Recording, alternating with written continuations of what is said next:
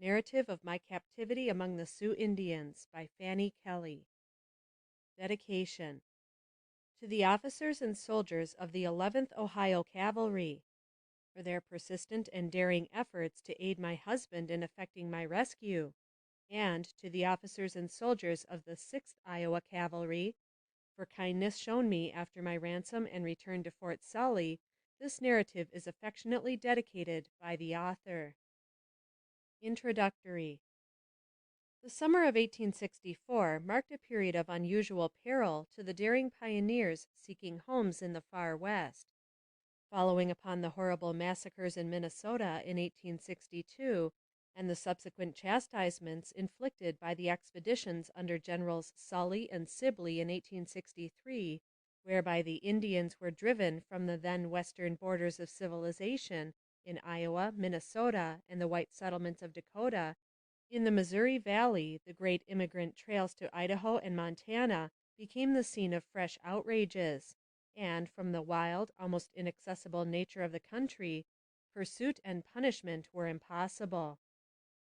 I was a member of a small company of emigrants who were attacked by an overwhelming force of hostile Sioux, which resulted in the death of a large proportion of the party, in my own capture, and a horrible captivity of 5 months' duration. Of my thrilling adventures and experience during this season of terror and privation, I propose to give a plain, unvarnished narrative, hoping the reader will be more interested in facts concerning the habits, manners, and customs of the Indians and their treatment of prisoners, than in theoretical speculations and fine-wrought sentences. Some explanation is due the public for the delay in publishing this my narrative. From memoranda kept during the period of my captivity, I had completed the work for publication when the manuscript was purloined and published, but the work was suppressed before it could be placed before the public. After surmounting many obstacles, I have at last succeeded in gathering the scattered fragments, and by the aid of memory, impressed as I pray no mortals may ever be again, am enabled to place the results before, I trust, a kind, judging, appreciative public. End of dedication and introductory. Chapter 1 of Narrative of My Captivity Among the Sioux Indians by Fanny Kelly. Early history, Canada to Kansas, death of my father, my marriage, ho for Idaho, crossing the Platte River, a storm. I was born in Orillia, Canada in 1845. Our home was on the lake shore, and there amid pleasant surroundings I passed the happy days of early childhood.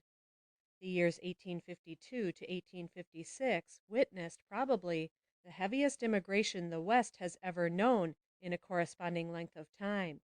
Those who had gone before sent back to their friends such marvelous accounts of the fertility of the soil, the rapid development of the country, and the ease with which fortunes were made, the Western fever became almost epidemic.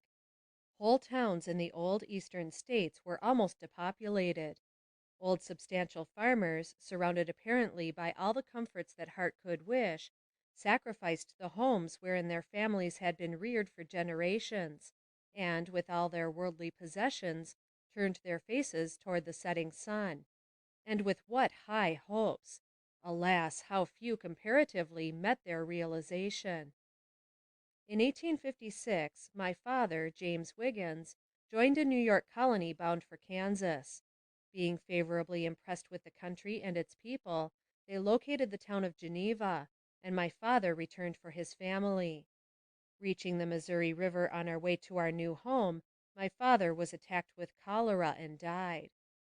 In obedience to his dying instructions, my widowed mother, with her little family, continued on the way to our new home. But oh, with what saddened hearts we entered into its possession! It seemed as if the light of our life had gone out. He who had been before to prepare that home for us was not there to share it with us, and, far away from all earthly associations, almost alone in a new and sparsely settled country, it seemed as though hope had died. But God is merciful. He prepares the soul for its burdens. Of a truth, He tempers the wind to the shorn lamb. Our family remained in this pleasant prairie home, where I was married to Josiah S. Kelly. My husband's health failing, he resolved upon a change of climate. Accordingly, on the 17th of May, 1864, a party of 6 persons, including Mr. Gardner Wakefield, my husband, myself, our adopted daughter, my sister's child, and 2 colored servants, started from Geneva, with high-wrought hopes and pleasant anticipations of a romantic and delightful journey across the plains, and a confident expectation of future prosperity among the golden hills of Idaho. A few days after commencing our journey, we were joined by Mr. Sharp, a Methodist clergyman, from Verdigris River, about 30 miles south of Geneva, and a few weeks later we overtook a large train of emigrants, among whom were a family from Allen County, with whom we were acquainted. Mr. Larimer, wife, and a child, a boy 8 years old. Preferring to travel with our small train, they left the larger one and became members of our party. The addition of one of my own sex to our little company was cause of much rejoicing to me, and helped relieve the dullness of our tiresome march. The hours of noon and evening rest were spent in preparing our frugal meals, gathering flowers with our children, picking berries, hunting curiosities, or gazing in rapt wonder and admiration at the beauties of this strange, bewildering country. Our amusements were varied. Singing, reading, writing to friends at home, or pleasant conversation occupied our leisure hours. So passed the first few happy days of our emigration to the land of sunshine and flowers. When the sun had set, when his last rays were flecking the towering peaks of the Rocky Mountains, gathering around campfires in our little home-like tent, we ate with a relish known only to those who, like us, scented the pure air and lived as nature demanded. At night, when our camp had been arranged by Andy and Franklin, our colored men, it was always in the same relative position, Mr. Kelly riding a few miles ahead as evening drew near to select the camping ground. The atmosphere, which during the day was hot and stifling, became cool, and was laden with the odor of prairie flowers, the night dews filling their beautiful cups with the waters of heaven. The solemnity of night pervaded everything. The warblings of the feathered tribe had ceased. The antelope and deer rested on the hills. No sound of laughing, noisy children, as in a settled country. No tramping of busy feet or hurrying to and fro. All is silent. Nature, like men, has put aside the labors of the day and is enjoying rest and peace. Yonder, as a tiny spark, as a distant star, might be seen from the road a little campfire in the darkness spread over the earth. Every eye in our little company is closed, every hand still, as we lay in our snugly covered wagons, awaiting the dawn of another day. And the eye that never sleeps watched over us in our lonely camp, and cared for the slumbering travelers. Mr. Wakefield, with whom we became acquainted after he came to settle at Geneva, proved a most agreeable companion. Affable and courteous, unselfish, and a gentleman, we remember him with profound respect. A fine bridge crosses the Kansas River. A half-hour's ride through the dense heavy timber, over a jet-black soil of incalculable richness, brought us to this bridge, which we crossed. We then beheld the lovely valley of the prairies, intersecting the deep green of graceful slopes, where waves tall prairie grass, among which the wild flowers grow. Over hundreds of acres these blossoms are scattered, yellow, purple, white, and blue, making the earth look like a rich carpet of variegated colors. Those blooming in the spring are of tender, modest hue, in later summer and early autumn, clothed in gorgeous splendor. Solomon's gold and purple could not outrival them. Nature seemingly reveled in beauty for beauty's sake alone, for none but the simple children of the forest to view her in state. Slowly the myriad years come and go upon her solitary places. Tender springtime and glorious summer drop down their gifts from overflowing coffers, while the steps of bounding deer or the notes of singing birds break upon the lonely air. The sky is of wonderful clearness and transparency. Narrow belts and fringes of forest mark the way of winding streams. In the distance rise conical mounds, wrapped in the soft veil of dim and dreary haze. Upon the beaten road are emigrants wending their way, their household goods packed in long covered wagons, drawn by oxen, mules, or horses.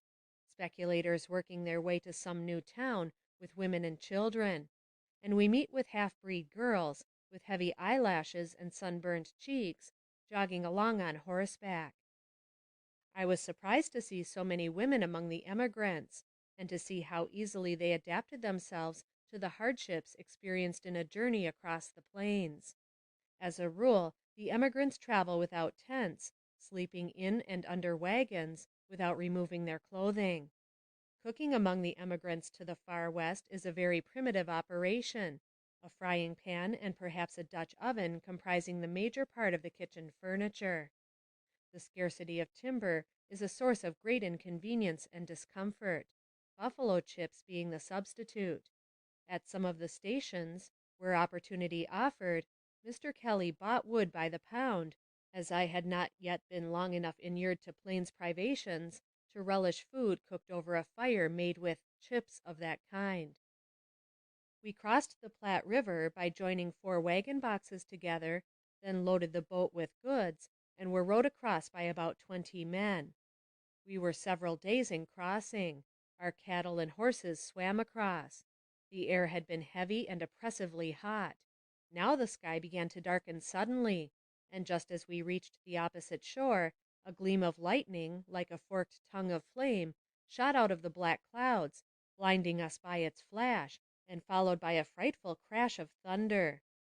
Another gleam and another crash followed, and the dense blackness lowered threateningly over us, almost shutting out the heights beyond, and seeming to encircle us like prisoners in the valley that lay at our feet. The vivid flashes lighting the darkness for an instant only made its gloom more fearful, and the heavy rolling of the thunder seemed almost to rend the heavens above it. All at once it burst upon our unprotected heads in rain. But such rain! Not the gentle droppings of an afternoon shower or a commonplace storm, but a sweeping avalanche of water, drenching us completely at the first dash, and continuing to pour, seeming to threaten the earth on which we stood, and tempt the old Platte to rise and claim it as its own. Our wagon covers had been removed in the fording, and we had no time to put up tents for our protection until its fury was exhausted, and so we were forced to brave the elements, with part of our company on the other side of the swollen river, and a wild scene we could hardly discern through the pelting rain surrounding us. One soon becomes heroic in an open-air life, and so we put up what shelter we could when the abating storm gave us opportunity, and, wringing the water out of clothes, hair, and eyebrows, we camped in cheerful hope of a bright tomorrow, which did not disappoint us, and our hundreds of emigrant companions scattered on the way. Each recurring Sabbath was gratefully hailed as a season of thought and repose. As a matter of conscience and duty, we observed the day, and took pleasure in doing so. We had divine service performed, observing the ceremonies of prayer, preaching, and singing, which was fully appreciated in our absence from home and its religious privileges. 25 miles from California Crossing is a place called Ash Hollow, where the eye is lost in space as it endeavors to penetrate its depths. Here some years before, General Harney made his name famous by an indiscriminate massacre of a band of hostile Indians, with their women and children. End of chapter 1.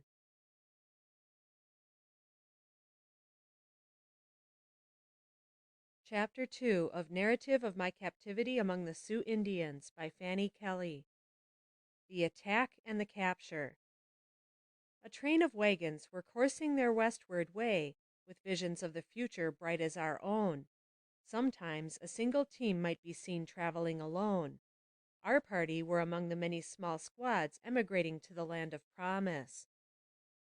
The day on which our doomed family were scattered and killed was the 12th of July, a warm and oppressive day. The burning sun poured forth its hottest rays upon the great Black Hills and the vast plains of Montana, and the great emigrant road was strewed with men, women, and children, and flocks of cattle, representing towns of adventurers. We looked anxiously forward to the approach of evening, with a sense of relief after the excessive heat of the day. Our journey had been pleasant, but toilsome, for we had been long weeks on the road. Slowly our wagons wound through the timber that skirted the little box elder, and, crossing the stream, we ascended the opposite bank. We had no thought of danger or timid misgivings on the subject of savages, for our fears had been all dispelled by constantly received assurances of their friendliness. At the outposts and ranches, we heard nothing but ridicule of their pretensions to warfare, and at Fort Laramie, where information that should have been reliable was given us, we had renewed assurances of the safety of the road and friendliness of the Indians. At Horseshoe Creek, which we had just left, and where there was a telegraph station, our inquiries had elicited similar assurances as to the quiet and peaceful state of the country through which we must pass. Being thus persuaded that fears were groundless, we entertained none, and, as I have mentioned before, our small party preferred to travel alone on account of the greater progress made in that way. The beauty of the sunset and the scenery around us filled our hearts with joy, and Mr. Wakefield's voice was heard in song for the last time, as he sang, "Ho for Idaho." Little Mary's low, sweet voice, too, joined in the chorus. She was so happy in her childish glee on that day, as she always was. She was the star and joy of our whole party. We wended our way peacefully and cheerfully on, without a thought of the danger that was lying like a tiger in ambush on our path. Without a sound of preparation or a word of warning, the bluffs before us were covered with a party of about 250 Indians, painted and equipped for war, who uttered the wild war whoop and fired a signal volley of guns and revolvers into the air. This terrible and unexpected apparition came upon us with such startling swiftness that we had not time to think before the main body halted and sent out a part of their force, which encircled us round at regular intervals, but some distance from our wagons. Recovering from the shock, our men instantly resolved on defense, and corralled the wagons. My husband was looked upon as leader, as he was principal owner of the train. Without regard to the insignificance of our numbers, Mr. Kelly was ready to stand his ground, but, with all the power I could command, I entreated him to forbear and only attempt conciliation. "If you fire one shot," I said, "I feel sure you will seal our fate, as they seem to outnumber us 10-1, and will at once massacre all of us." Love for the trembling little girl at my side, my husband, my friends, made me strong to protest against anything that would lessen our chance for escape with our lives. Poor little Mary! From the first she had entertained an ungovernable dread of the Indians, a repugnance that could not be overcome, although in our intercourse with friendly savages I had endeavored to show how unfounded it was, and persuade her that they were civil and harmless, but all in vain. Mr. Kelly bought her beads and many little presents from them, which she much admired, but she would always add, "They look so cross at me, and they have knives and tomahawks, and I fear they will kill me." Could it be that her tender young mind had some presentiment or warning of her horrid fate? My husband advanced to meet the chief and demand his intentions. The savage leader immediately came toward him, riding forward and uttering the words, "How, how," which are understood to mean a friendly salutation. His name was Ottawa, and he was a war chief of the Ogallala band of the Sioux nation. He struck himself on his breast, saying, "Good Indian me," and pointing to those around him, he continued, "Keep good Indian, hunt buffalo and deer."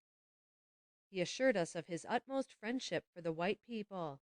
Then he shook hands, and his band followed his example, crowding around our wagons, shaking us all by the hand over and over again until our arms ached, and grinning and nodding with every demonstration of goodwill. Our only policy seemed to be temporizing, in hope of assistance approaching, and, to gain time, we allowed them unopposed to do whatever they fancied. First, they said they would like to change one of their horses for the one Mr. Kelly was riding, a favorite race horse. Very much against his will, he acceded to their request, and gave up to them the noble animal to which he was fondly attached. My husband came to me with words of cheer and hope, but oh, what a marked look of despair was upon his face, such as I had never seen before. The Indians asked for flour, and we gave them what they wanted of provisions.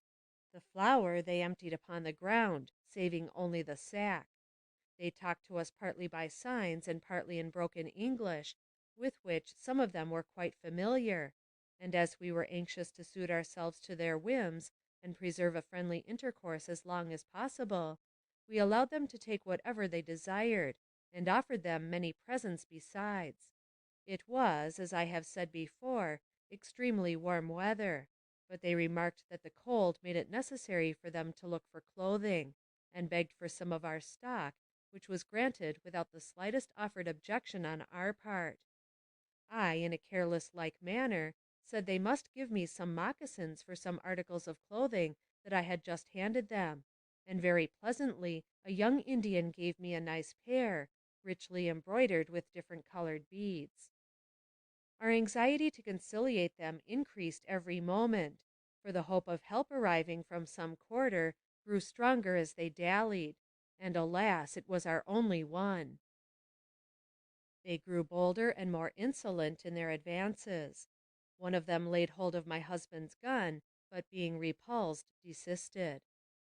The chief at last intimated that he desired us to proceed on our way, promising that we should not be molested. We obeyed, without trusting them, and soon the train was again in motion, the Indians insisting on driving our herd and growing ominously familiar. Soon my husband called a halt. He saw that we were approaching a rocky glen, in whose gloomy depths he anticipated a murderous attack, and from which escape would be utterly impossible. Our enemies urged us still forward, but we resolutely refused to stir when they requested that we should prepare supper, which they said they would share with us, and then go to the hills to sleep. The men of our party concluded it best to give them a feast. Mr. Kelly gave orders to our 2 colored servants to prepare at once to make a feast for the Indians. Andy said, "I think, if I knows anything about it, they's had their supper," as they had been eating sugar crackers from our wagons for an hour or more. The 2 colored men had been slaves among the Cherokees, and knew the Indian character by experience. Their fear and horror of them was unbounded, and their terror seemed pitiable to us, as they had worked for us a long time, and were most faithful, trustworthy servants. Each man was busy preparing the supper. Mr. Larimer and Frank were making the fire. Mr. Wakefield was getting provisions out of the wagon. Mr. Taylor was attending to his team.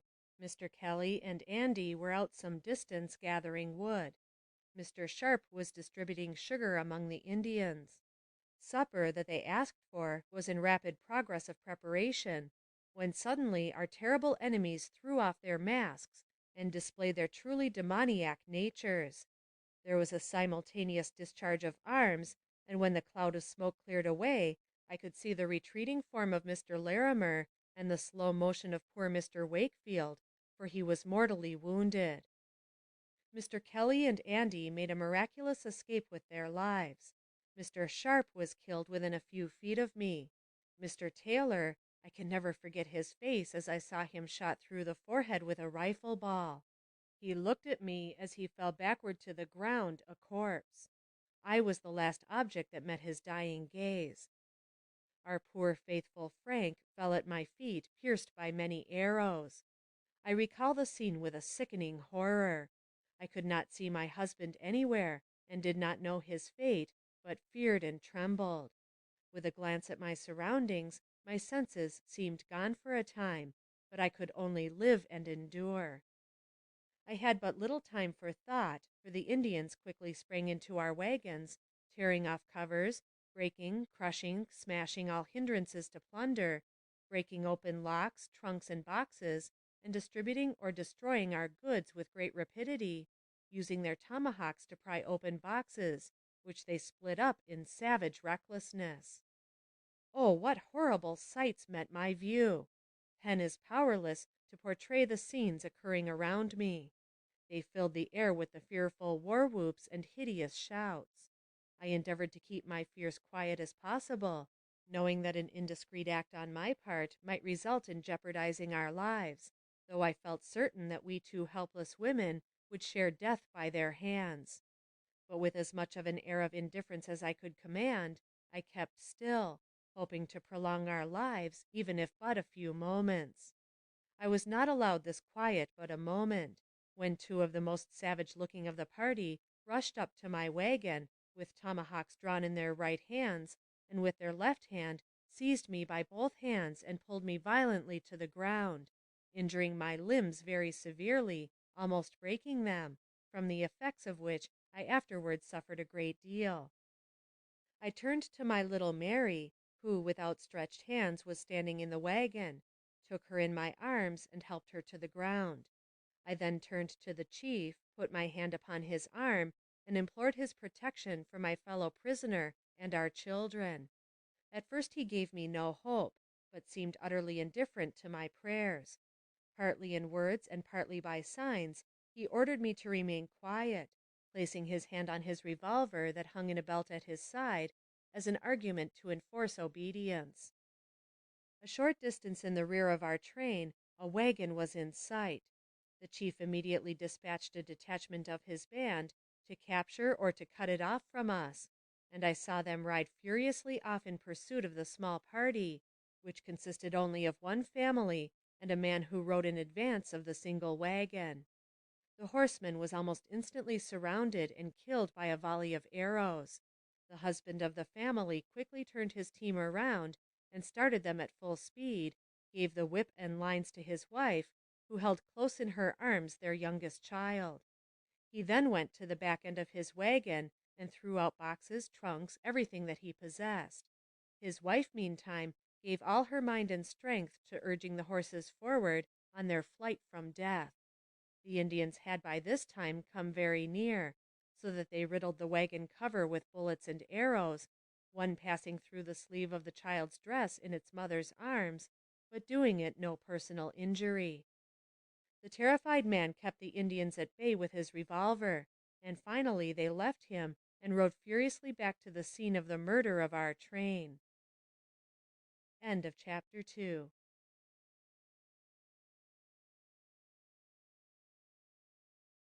Chapter 3 of Narrative of My Captivity Among the Sioux Indians by Fanny Kelly.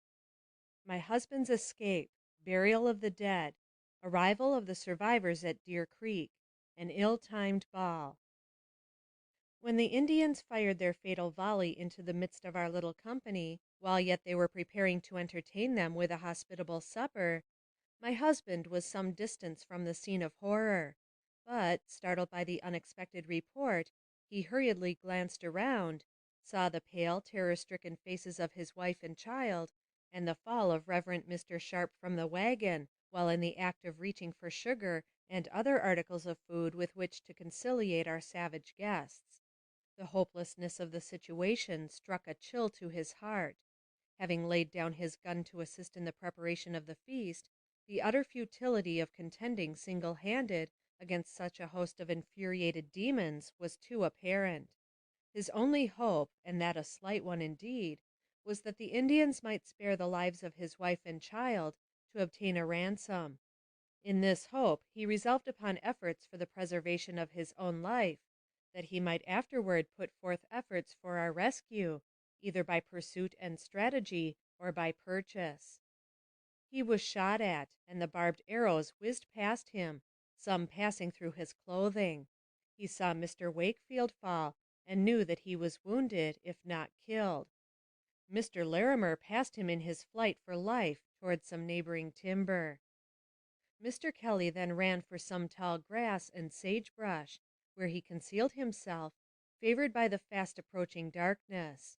Scarcely daring to breathe, his mind tortured with agonizing fears for the fate of his wife and child, he seemed to hear from them the cry for help, and at one time resolved to rush to their rescue or die with them. Any fate seemed better than such torturing doubt. But, realizing at last the utter hopelessness of an attempt at rescue, and knowing that it was a custom of the Indians, sometimes, to spare the lives of white women and children taken captive for ransom, he again resolved, if possible, to save his own life, that he might devote all his energies, and the remnant of fortune the savages had not despoiled him of, to the accomplishment of the rescue of his wife and child. Lying in his perilous shelter, he saw darkness creep slowly around the hills, closing on the scene of murder and devastation, like a curtain of mercy dropped to shut out a hideous sight. He heard the noise of breaking and crashing boxes, and the voices of the Indians calling to each other. Then came the culmination of his awful suspense. The Indians had again mounted their horses, and, raising the terrible war song, chanted its ominous notes as they took their way across the hills, carrying his yearning thoughts with them. Pen is powerless to portray the agony, to him, of those fearful moments. Still fearing to move in the darkness, he distinguished footsteps near him, and knew by the stealthy tread that they were those of an Indian. In breathless silence he crouched close to the ground, fearing each instant the descent of the tomahawk and the gleam of the scalping knife, when, strange to say, a venomous reptile came to his rescue, and his enemy fled before it. A huge rattlesnake, one of the many with which that region is infested, raised its curved neck close beside him, and, thrusting forth its poisonous fangs, gave a warning rattle. The prowling Indian took alarm at the sound.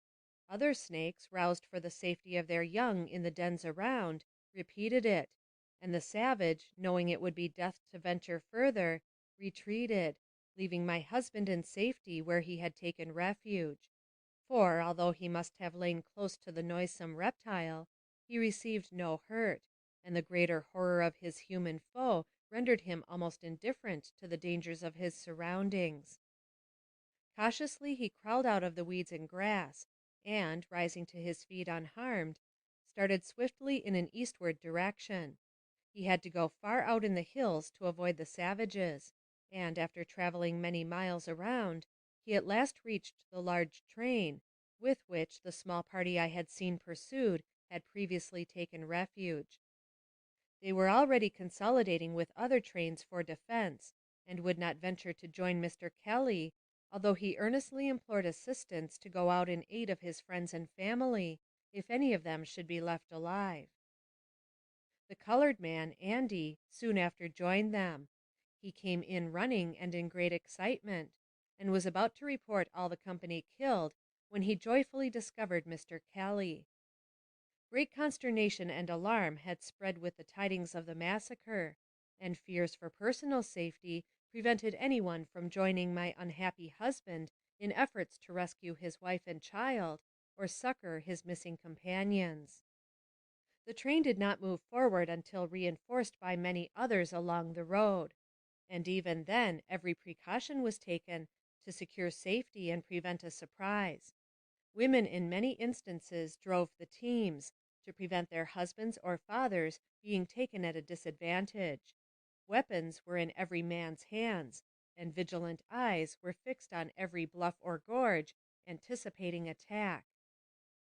A little time and travel brought them to the first scene of murder, where they found the dead body of the companion of the man who so narrowly escaped with his family.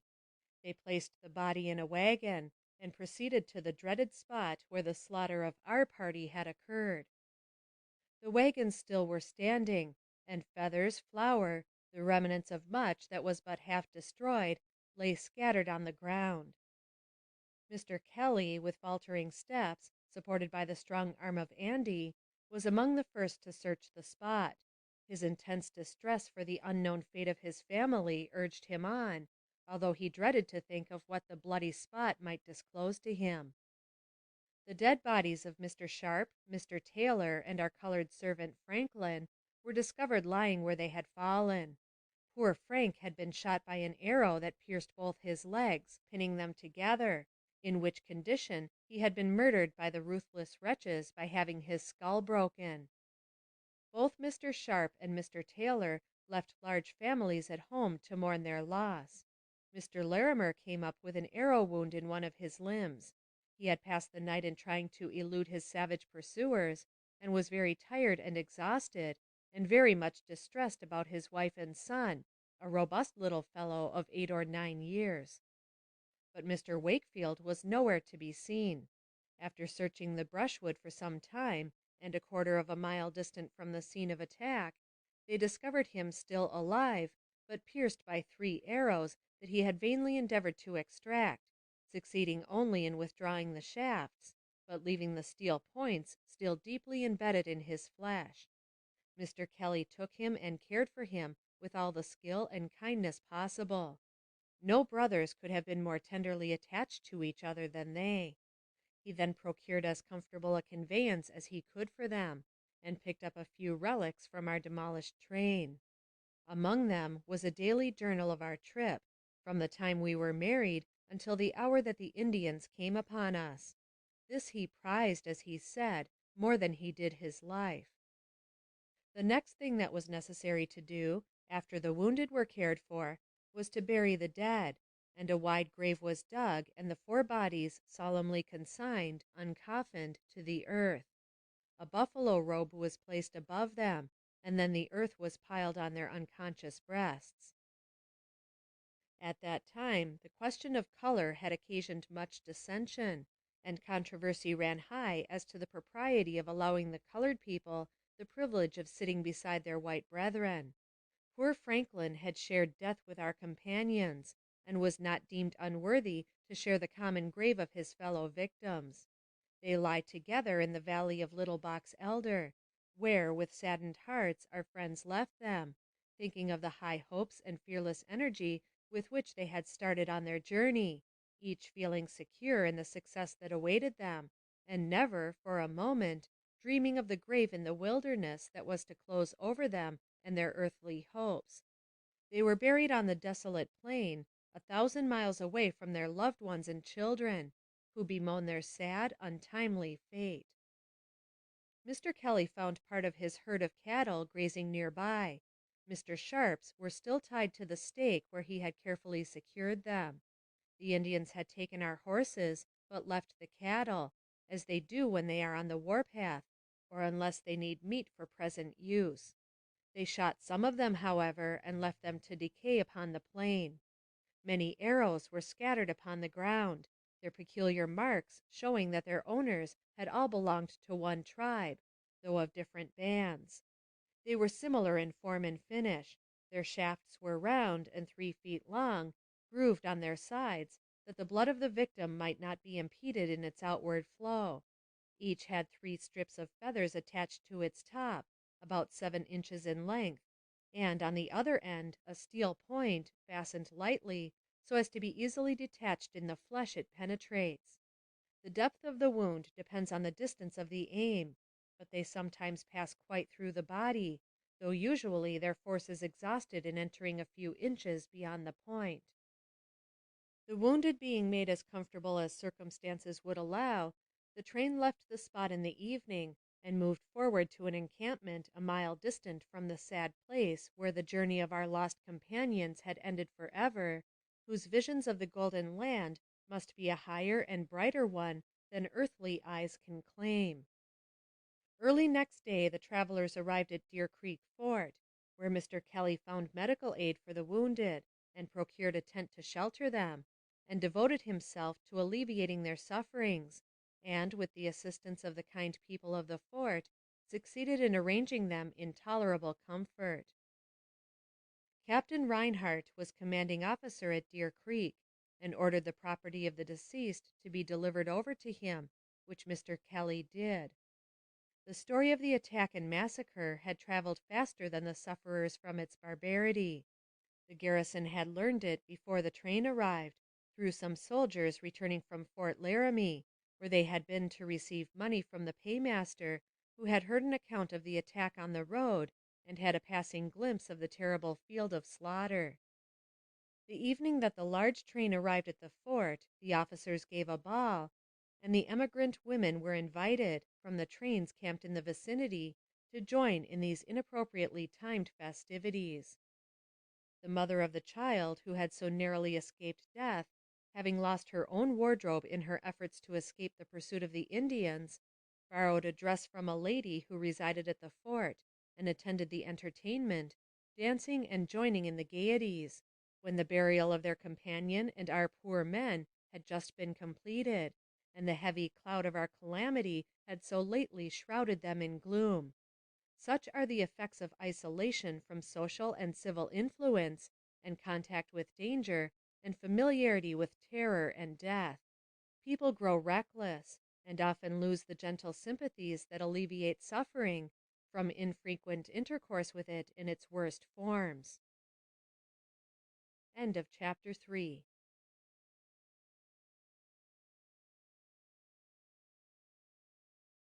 Chapter 4 of Narrative of My Captivity Among the Sioux Indians by Fanny Kelly. Beginning of My Captivity. The facts related in the preceding chapter concerning matters occurring in Mr. Kelly's experience and adventures after the attack upon our train were related to me after my restoration to freedom and my husband by him. I now return to the narration of my own terrible experiences. I was led a short distance from the train, with Mary, and told to remain quiet, and tried to submit. But oh, what a yearning sprang up in my heart to escape, as I hoped my husband had done. But many watchful eyes were upon me, and enemies on every side, and I realized that any effort then at escape would result in failure, and probably cause the death of all the prisoners. Mrs. Larimer and her boy came to us, trembling with fear, saying, "The men have all escaped and left us to the mercy of the savages." In reply, I said, "I do hope they have. What benefit would it be to us to have them here to suffer this fear and danger with us? They would be killed, and then all hope of rescue for us would be at an end." Her agitation was extreme. Her grief seemed to have reached its climax when she saw the Indians destroying her property, which consisted principally of such articles as belonged to the daguerrean art. She had indulged in high hopes of fortune from the prosecution of this art among the mining towns of Idaho. As she saw her chemicals, picture cases, and other property pertaining to her calling being destroyed, she uttered such a wild, despairing cry as brought the chief of the band to us, who, with gleaming knife, threatened to end all her further troubles in this world. The moment was a critical one for her. The Indians were flushed with an easy won victory over a weak party. They had tasted blood, and it needed but slight provocation for them to shed that even of defenseless women and children. My own agony could be no less than that of my companion in misfortune. The loss of our worldly possessions, which were not inconsiderable, consisting of a large herd of cattle and groceries and goods of particular value in the mining regions, I gave no thought to. The possible fate of my husband, the dark, fearful future that loomed before myself and little Mary, for whose possible future I had more apprehension than for my own, were thoughts that flashed through my mind to the exclusion of all mere pecuniary considerations. But my poor companion was in great danger, and perhaps it was a selfish thought of future loneliness in captivity which induced me to intercede that her life might be spared. I went to the side of the chief, and, assuming a cheerfulness I was very far from feeling, pled successfully for her life. I endeavored in every way to propitiate our savage captor, but received no evidence of kindness or relenting that I could then understand. He did present me, however, a wreath of gay feathers from his own head, which I took, regarding it merely as an ornament, when in reality, as I afterward learned, it was a token of his favor and protection. He then left us to secure his own share of plunder, but we saw that we were surrounded by a special guard of armed men, and so gave up all struggle against what seemed an inevitable doom, and sat down upon the ground in despair. I know now that night had come upon us while we sat there, and that darkness was closing the scene of desolation and death before their arrangements for departure were completed. The first intimation we had that our immediate massacre was not intended was a few articles of clothing presented by a young Indian, whose name was Wechala, who intimated that we would have need for them. It was a pitiable sight to see the terrified looks of our helpless children, who clung to us for the protection we could not give. Mrs. Larimer was unconscious of the death of any of our party. I did not tell her what my eyes had seen, fearing that she could not endure it, but strove to encourage and enliven her, lest her excitement should hasten her death or excite the anger of our captors. We both feared that when the Indians made their arrangements for departure, we would be quickly disposed of by the scalping knife, or even should we escape for the time, we saw no prospect of release from bondage. Terror of the most appalling nature for the fate of the children possessed me, and all the horrors of Indian captivity that we had ever heard crowded on our minds with a new and fearful meaning. The slow fires, the pitiless knife, the poisoned arrows, the torture of famine, and 1,000 nameless phantoms of agony passed before our troubled souls, filling us with fears so harrowing that the pangs of dissolution compared to them must have been relief. It may be thought almost impossible in such a chaos of dread to collect the soul in prayer, but when woe is come, the soul is dumb that crieth not to God, and the only respite we could claim from despair was the lifting of our trembling hearts upward to the God of mercy. Those hours of misery can never be forgotten. We were oppressed by terrors we could not explain or realize. The sudden separation from those we loved and relied on, our own helplessness, and the gloom of uncertainty that hung over our future, surely none can better testify to the worth of trust in God than those whose hope on earth seemed ended, and, faint and weak as our faith was, it saved us from utter desolation and the blackness of despair. From among the confused mass of material of all kinds scattered about, the same young Indian, Wechala, brought me a pair of shoes, also a pair of little Marys. He looked kindly as he laid these articles before me, intimating by his gestures that our lives were to be spared, and that we should have need of them and other clothing during our long march into captivity. He also brought me some books and letters, all of which I thankfully received.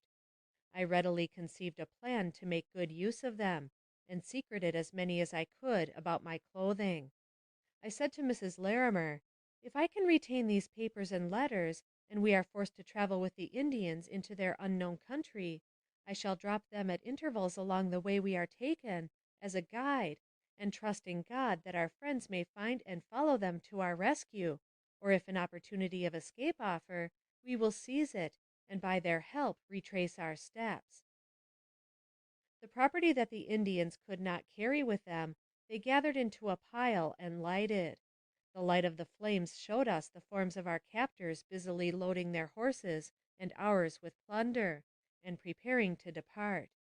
When their arrangements were completed, they came to us and signified that we must accompany them, pointing to the horses they led up to us, and motioning us to mount. The horse assigned to me was one that had belonged to Mr. Larimer, and was crippled in the back. This I endeavored to make them understand, but failed. This was the first reliable assurance they gave us that our lives were not in immediate danger, and we received it gratefully, for with the prospect of life, hope revived, and faith to believe that God had not forsaken us, and that we might yet be united to our friends, who never seemed dearer than when we were about to be carried into captivity by the hostile sons of the forest. Many persons have since assured me that, to them, death would have been preferable to life with such prospects, saying that rather than have submitted to be carried away by savages to a dark and doubtful doom, they would have taken their own lives. But it is only those who have looked over the dark abyss of death who know how the soul shrinks from meeting the unknown future. Experience is a grand teacher, and we were then in her school, and learned that while hope offers the faintest token of refuge, we pause upon the fearful brink of eternity and look back for rescue. Mrs. Larimer had climbed into her saddle, her boy placed behind her on the same horse, and started on, accompanied by a party of Indians. I also climbed onto my saddle, but was no sooner there when the horse fell to the ground and I under him, thus increasing the bruises I had already received, and causing me great pain. This accident detained me some time in the rear. A dread of being separated from the only white woman in that awful wilderness filled me with horror. Soon they had another horse saddled for me, and assisted me to mount him. I looked around for my little Mary. There she stood, a poor helpless lamb, in the midst of bloodthirsty savages. I stretched out my arms for her imploringly. For a moment they hesitated. Then, to my unspeakable joy, they yielded and gave me my child. They then started on, leading my horse. They also gave me a rope that was fastened around the horse's underjaw. The air was cool, and the sky was bright with the glitter of starlight. The water, as it fell over the rocks in the distance, came to our eager ears with a faint, pleasant murmur. All nature seemed peaceful and pitiless in this calm repose, unconscious of our desolate misery. The cry of night birds and chirp of insects came with painful distinctness as we turned to leave the valley of the little box elder. Straining my eyes, I sought to penetrate the shadows of the woods where our fugitive friends might be hid. The smoldering ruins of our property fell into ashes, and the smoke faded away. Night had covered the traces of confusion and struggle with her shrouding mantle, and all seemed quiet and unbroken peace. I turned for a last look, and even the smoke was gone. The solemn trees, the rippling water, the soft night wind, and the starlight told no tale of the desolation and death that had gone before, and I rode on in my helpless condition, with my child clinging to me, without guide or support save my trust in God. End of chapter 4.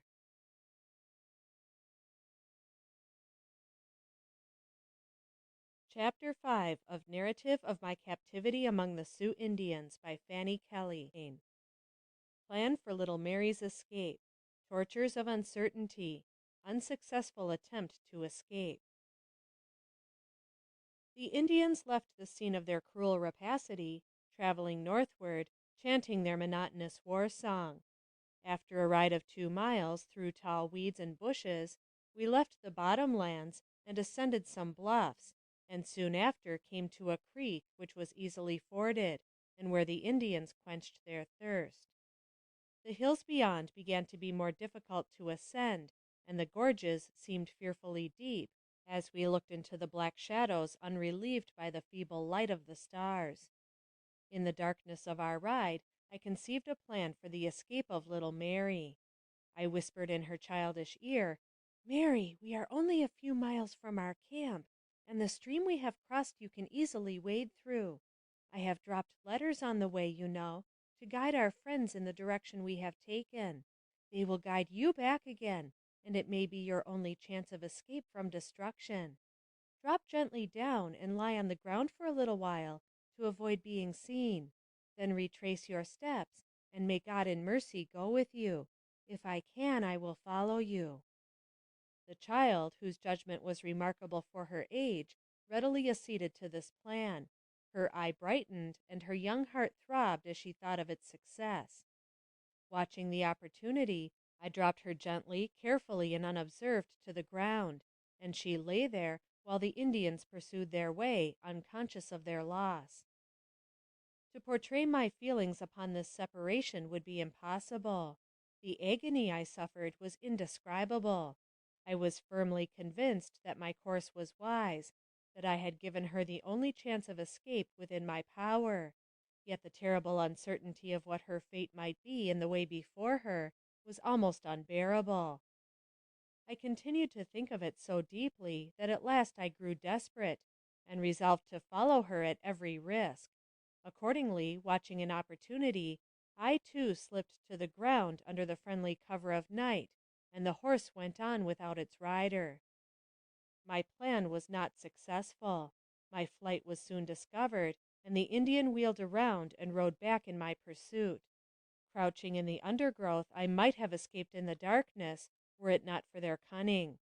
Forming in a line of 40 or 50 abreast, they actually covered the ground as they rode past me.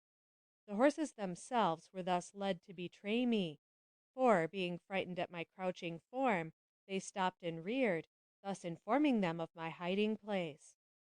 With great presence of mind, I arose the moment I found myself discovered, and, relating my story, the invention of an instant, I succeeded partly in allaying their anger. I told them the child had fallen asleep and dropped from the horse, that I had endeavored to call their attention to it, but in vain, and, fearing I would be unable to find her if we rode further, I had jumped down and attempted the search alone. The Indians used great violence toward me, assuring me that if any further attempts were made to escape, my punishment would be accordingly. They then promised to send a party out in search of the child when it became light. Poor little Mary, alone in the darkness, a little helpless child, who can portray her terror? With faith to trust and courage to dare, that little trembling form through the long hours of the night kept watch. The lonely cry of the night bird had no fear in its melancholy scream for the little wanderer who crouched amid the prairie grass. The baying of the gray wolf, as he passed the lonely watcher, might startle, but could not drive the faith from her heart. Surely God is just, and angels will guide the faltering feet to friends and home. Innocent of wrong, how could she but trust that the unseen hands of spirits would guide her from the surrounding perils? End of chapter 5.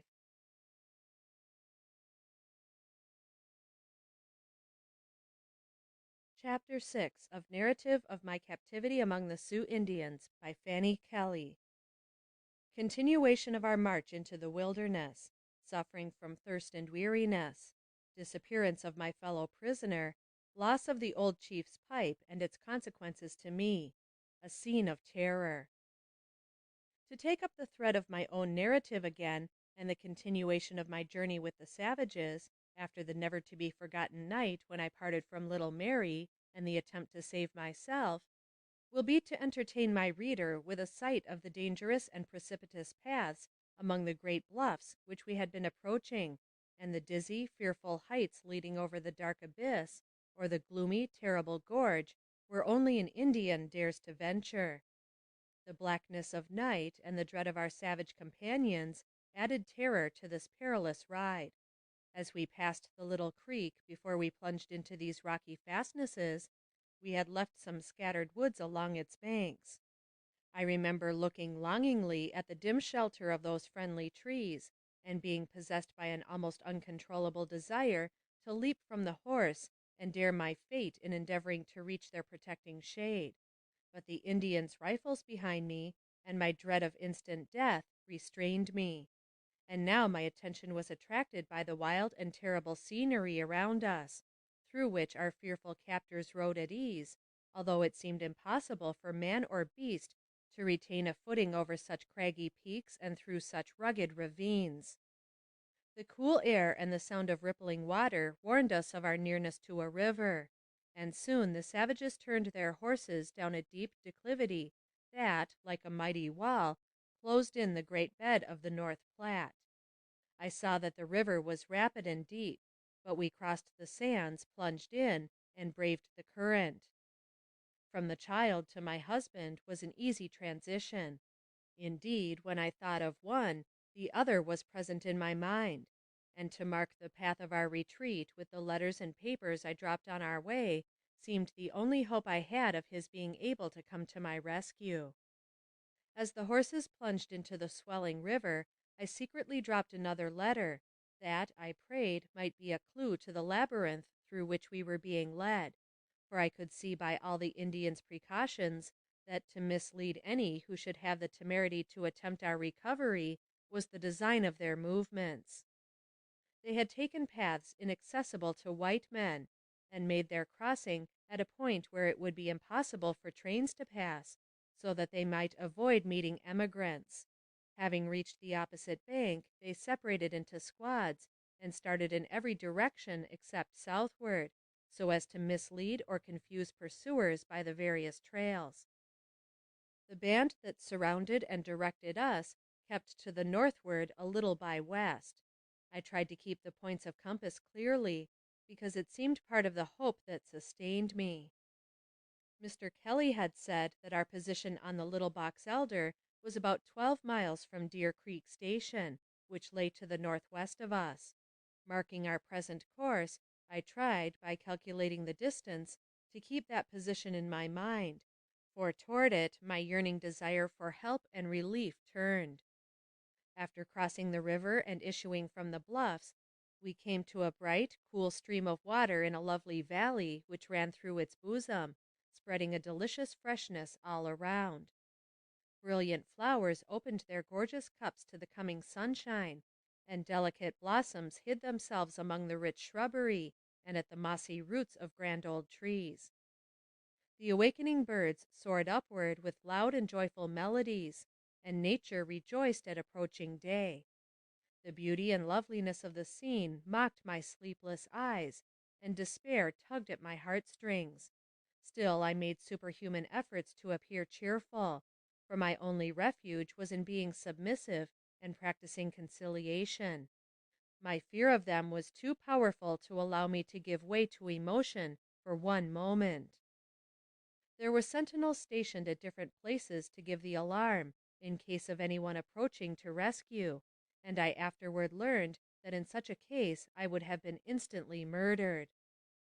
Next morning I learned by signs that Indians had gone out in search of little Mary, scattering themselves over the hills in squads.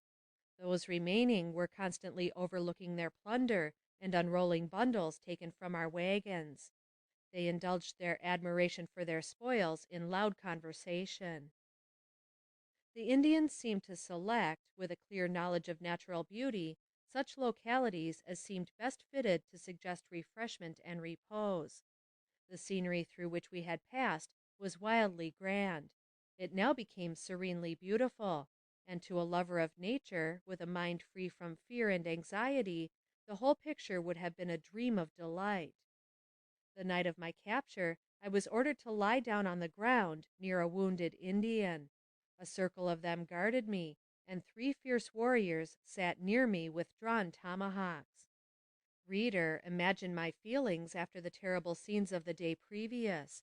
The desolate white woman in the power of revengeful savages, not daring to speak, lest their fury should fall on my defenseless head. My great anxiety now was to preserve my sanity, which threatened to be overcome if I did not arouse myself to hope and put aside the feeling of despair which at times stole over me. My heart was continually lifted to our Father, and confidently I now began to feel that prayer would be answered, and that God would deliver me in due season. This nerved me to endure and appear submissive. At early dawn I was aroused from my apparent slumbers by the war chief, who sent me out to catch our horses, our American horses being afraid of the savages, and as the animals were those belonging to our train, it was supposed that I could do so readily. Upon turning, my eyes were gladdened by the sight of my fellow prisoner, who was seated with her boy upon the ground, eating buffalo meat and crackers. I went immediately to her, and we conversed in low tones, telling her of my intention to escape the first opportunity. She seemed much depressed, but I endeavored to reassure her, and bidding her hope for the best, went back to where the Indians were making ropes and packing their goods and plunder more securely, preparatory to the succeeding march, which was commenced at an early hour of the day. We proceeded on our journey until near noon, when we halted in a valley not far to the north of Deer Creek Station, and I met this lady again. It was a clear and beautiful valley where we rested until the scorching rays of the sun had faded in the horizon. Being burdened with the gun and bow and arrow of the chief, my tired arms were relieved, and I pled for the privilege of camping here all night for many reasons. One was, we might be overtaken by friends sent to rescue us, and the distance of return would be less if I should be successful in my next attempt to escape. My entreaties were unavailing. The savages were determined to go forward, and we were soon mounted and started on. We traveled until sunset, then camped for the night in a secluded valley. We seemed to enter this valley along the base of a wall composed of bluffs or peaks. Within these circling hills it lay, a green, cool resting place, watered by a bright, sparkling stream, and pleasantly dotted with bushes and undergrowth. The moon went down early, and in the dim, uncertain starlight, the heavy bluffs seemed to shut us in on all sides, rising grimly like guardians over our imprisoned lines. Blankets were spread, and on these the Indians rested. I was then led out some distance in the camp and securely fastened for the night.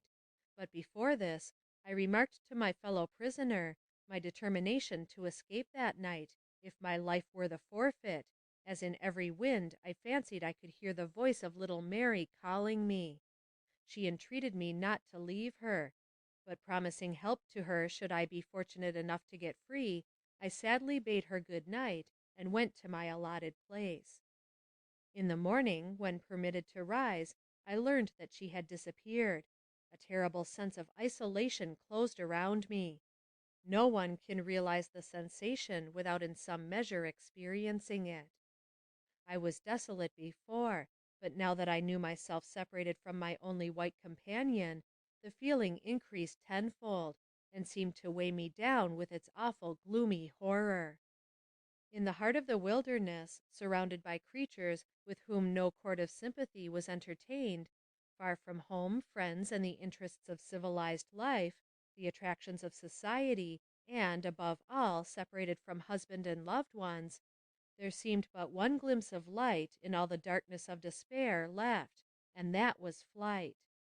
I listened to every sound, while moments appeared hours, and it seemed to me that death in its most terrible form would not be so hard to bear as the torturing agony I then endured. I murmured broken prayers. I seemed to hear the voices of my husband and child calling me, and, springing forward with a wild belief that it was real, would sink back again, overwhelmed with fresh agony. Arrangements were then made for resuming our journey, and we were soon once more on our march. Another burden had been added to my almost worn-out frame, the leading of an unruly horse, and my arms were so full of the implements I was forced to carry that I threw away the pipe of the old chief, a tube nearly 3 feet long and given me to take care of, which was very unfortunate for me, exciting the wrath and anger of the chief to a terrible degree. Now they seemed to regard me with a suspicious aversion, and were not so kind as before. The country they passed over was high, dry, and barren. I rode one horse and led another, and when evening came they stopped to rest in a grove of great timber, where there was a dry creek bed. Water was obtained by digging in the sand, but the supply was meager, and I was allowed none. The sun began to sink, and the chief was so enraged against me that he told me by signs that I should behold it rise no more. Grinding his teeth with wrathful anger, he made me understand that I was not to be trusted, had once tried to escape, had made them suffer the loss of my child, and that my life would be the forfeit. A large fire had been built, and they all danced around it. Night had begun to darken heavily over me, and I stood trembling and horror-struck, not knowing but that the flame the savages capered about was destined to consume my tortured form. The pipe of the chief was nowhere to be found, and it was demanded of me to produce it. He used the Indian words chapa chinopa, uttered in a voice of thunder, accompanying them with gestures whose meaning was too threatening to be mistaken. I looked in fear and dismay around me, utterly at a loss to know what was expected, yet dreading the consequences of failing to obey. Wechala, the Indian boy, who had been so kind to me, now came up, and made the motion of puffing with his lips to help me, and then I remembered that I had broken the pipe the day before, and thrown it away, ignorant of their veneration for the pipe, and of its value as a peace offering. the chief declared that I should die for having caused the loss of his pipe. An untamed horse was brought, and they told me I would be placed on it as a target for their deadliest arrows, and the animal might then run at will, carrying my body wherever it would. Helpless and almost dying with terror at my situation, I sank on a rocky seat in their midst. They were all armed, and anxiously awaited the signal. They had pistols, bows, and spears, and I noticed some stoop and raise blazing firebrands to frighten the pawing beast that was to bear me to death. In speechless agony I raised my soul to God.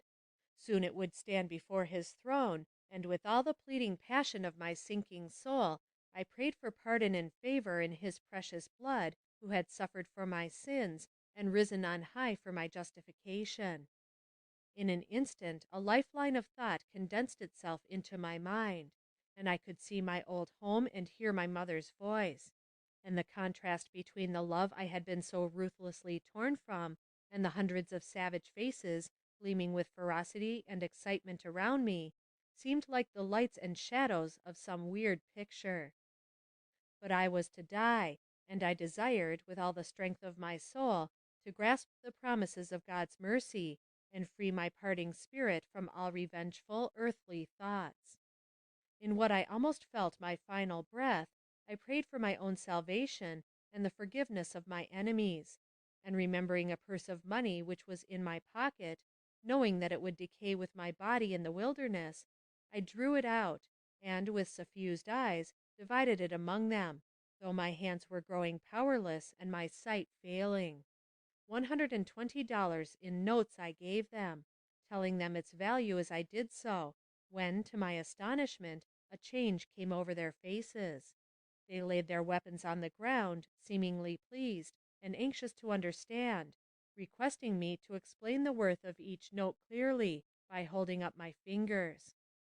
Eagerly I tried to obey, perceiving the hope their milder manner held out, but my cold hands fell powerless by my side, my tongue refused to utter a sound, and unconsciously I sank to the ground, utterly insensible to objects around me. When insensibility gave way to returning feeling, I was still on the ground where I had fallen, but preparations for the deadly scene were gone, and the savages slumbered on the ground near me by the faint firelight.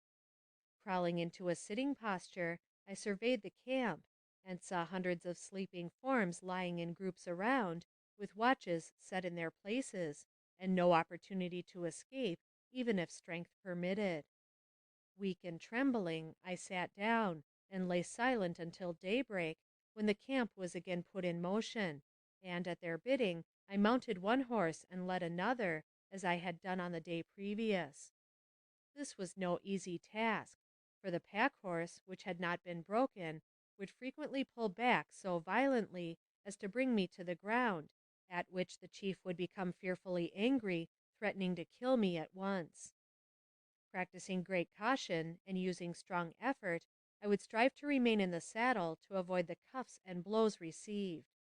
Whenever the bridle would slip inadvertently from my hand, the chief's blasphemous language would all be English, a sad commentary on the benefits white men confer on their savage brethren when brought into close contact. Drunkenness, profanity, and dissolute habits are the lessons of civilization to the red men, and when the weapons we furnish are turned against ourselves, their edge is keen indeed. Feeling that I had forfeited the goodwill of the Indians, and knowing that the tenure of my life was most uncertain, I dared make no complaint, although hunger and devouring thirst tortured me. The way still led through dry and sandy hills, upon which the sun glared down with exhausting heat, and seemed to scorch life and moisture out of all his rays fell upon. As far as my eye could reach, nothing but burning sand and withering sagebrush or thorny cactus was to be seen. All my surroundings only served to aggravate the thirst which the terrible heat of that long day's ride increased to frenzy. When, in famishing despair, I closed my eyes, a cup of cool, delicious drink would seem to be presented to my lips, only to be cruelly withdrawn, and this torture seemed to me like the agony of the rich man, who besought Lazarus for one drop of water to cool his parched tongue. I thought of all I had been separated from, as it seemed to me, forever, and the torment of the hour reduced me to despair. I wished to die, feeling that the pangs of dissolution would not surpass the anguish of my living death. My voice was almost gone, and with difficulty I maintained my seat in the saddle. Turning my eyes despairingly to my captors, I uttered the word Minna, signifying water in their language, and kept repeating it imploringly at intervals. They seemed to hurry forward, and just at sunset came in sight of a grassy valley through which flowed a river, and the sight of it came like hope to my almost dying eyes. A little brook from the hills above found its way into the waters of this greater stream, and here they dismounted, and, lifting me from my horse, laid me in its shallow bed. I had become almost unconscious, and the cool, delightful element revived me. At first I was not able to drink, but gradually my strength renewed itself, and I found relief from the indescribable pangs of thirst. The stream by which the Indians camped that night was Powder River, and here, in 1866, Fort Connor was built, which in the following year was named Fort Reno. End of chapter 6.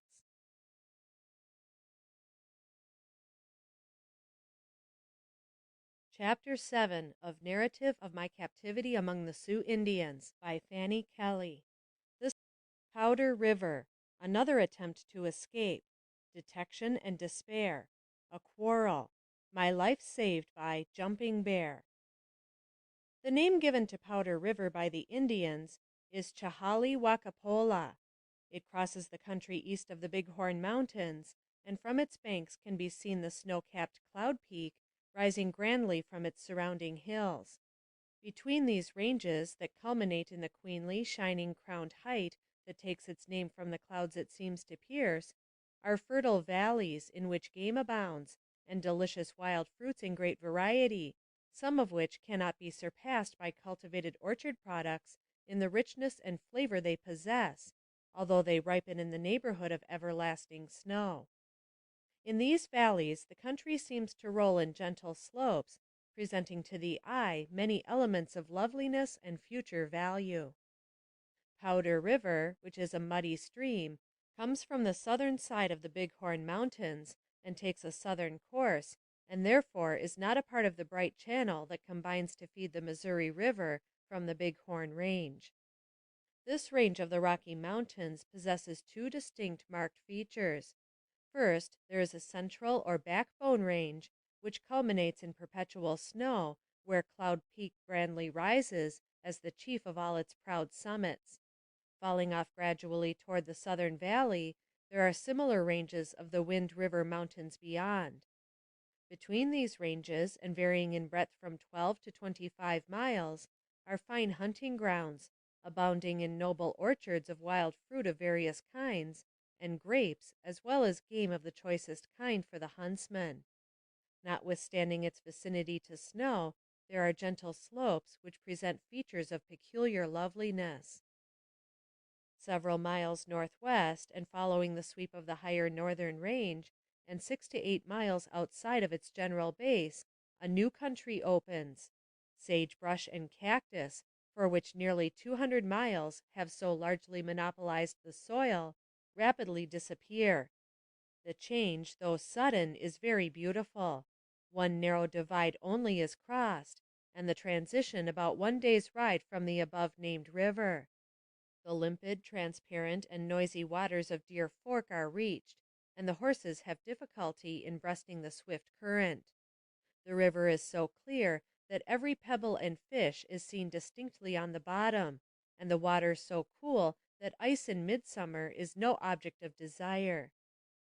The scenes of natural beauty, and the charms that have endeared this country to the savage, will in the future lure the emigrant seeking a home in this new and undeveloped land. This clear creek is a genuine outflow from the Bighorn Mountains, and is a type of many others, no less pure and valuable, derived from melting snow and from the innumerable springs in the mountains. Rock Creek comes next, with far less pretensions, but is similar in character.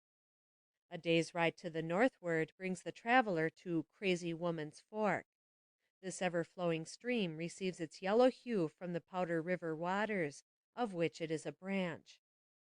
The country is scarred by countless trails of buffalo, so that what is often called the Indian Trail is merely the hoof-print of these animals. Leaving Powder River, we passed through large pine forests and through valleys rich with beautiful grasses, with limpid springs and seemingly eternal verdure. I continued to drop papers by the way, hoping they might lead to my discovery, which would have proved fatal had anyone attempted a rescue, as the Indians prefer to kill their captives rather than be forced to give them up. It was the 5th night of my sojourn with the Indians that I found myself under the sweeping willows of Clear Creek. The men, weary with travel and glad to find so good a camping ground, lay down to sleep, leaving a sufficient guard over their captive and at the outposts. Their journey hither had been a perilous one to me, unused as I was to the rocky paths between narrow gorges and over masses of broken stone, which their Indian ponies climbed with readiness and ease. I was led to remark the difference between these ponies and American horses, who could only struggle to find their foothold over such craggy ground, while the ponies led the way, picking their steps up almost perpendicular steeps with burdens on their backs. Their travel after the rest at Clear Creek partook of the difficult nature of the mountain passes, and was wearisome in the extreme, and the duties imposed upon me made life almost too burdensome to be borne. I was always glad of a respite at the camping ground. On the 6th night I lay on a rock under the shade of some bushes, meditating on the possibility of escape. The way was far beyond my reckoning, and the woods where they now were might be infested with wild beasts, but the prospect of getting away and being free from the savages closed my eyes to the terrors of starvation and ravenous animals. Softly I rose and attempted to steal towards some growing timber, but the watchful chief did not risk his prey so carelessly. His keen eye was on me, and his iron hand grasped my wrist and drew me back. Throwing me fiercely on the ground, he hissed a threat through his clenched teeth, which I momentarily expected him to put into execution as I lay trembling at his feet. I felt from this time that my captivity was for life, and a dull despair took possession of me.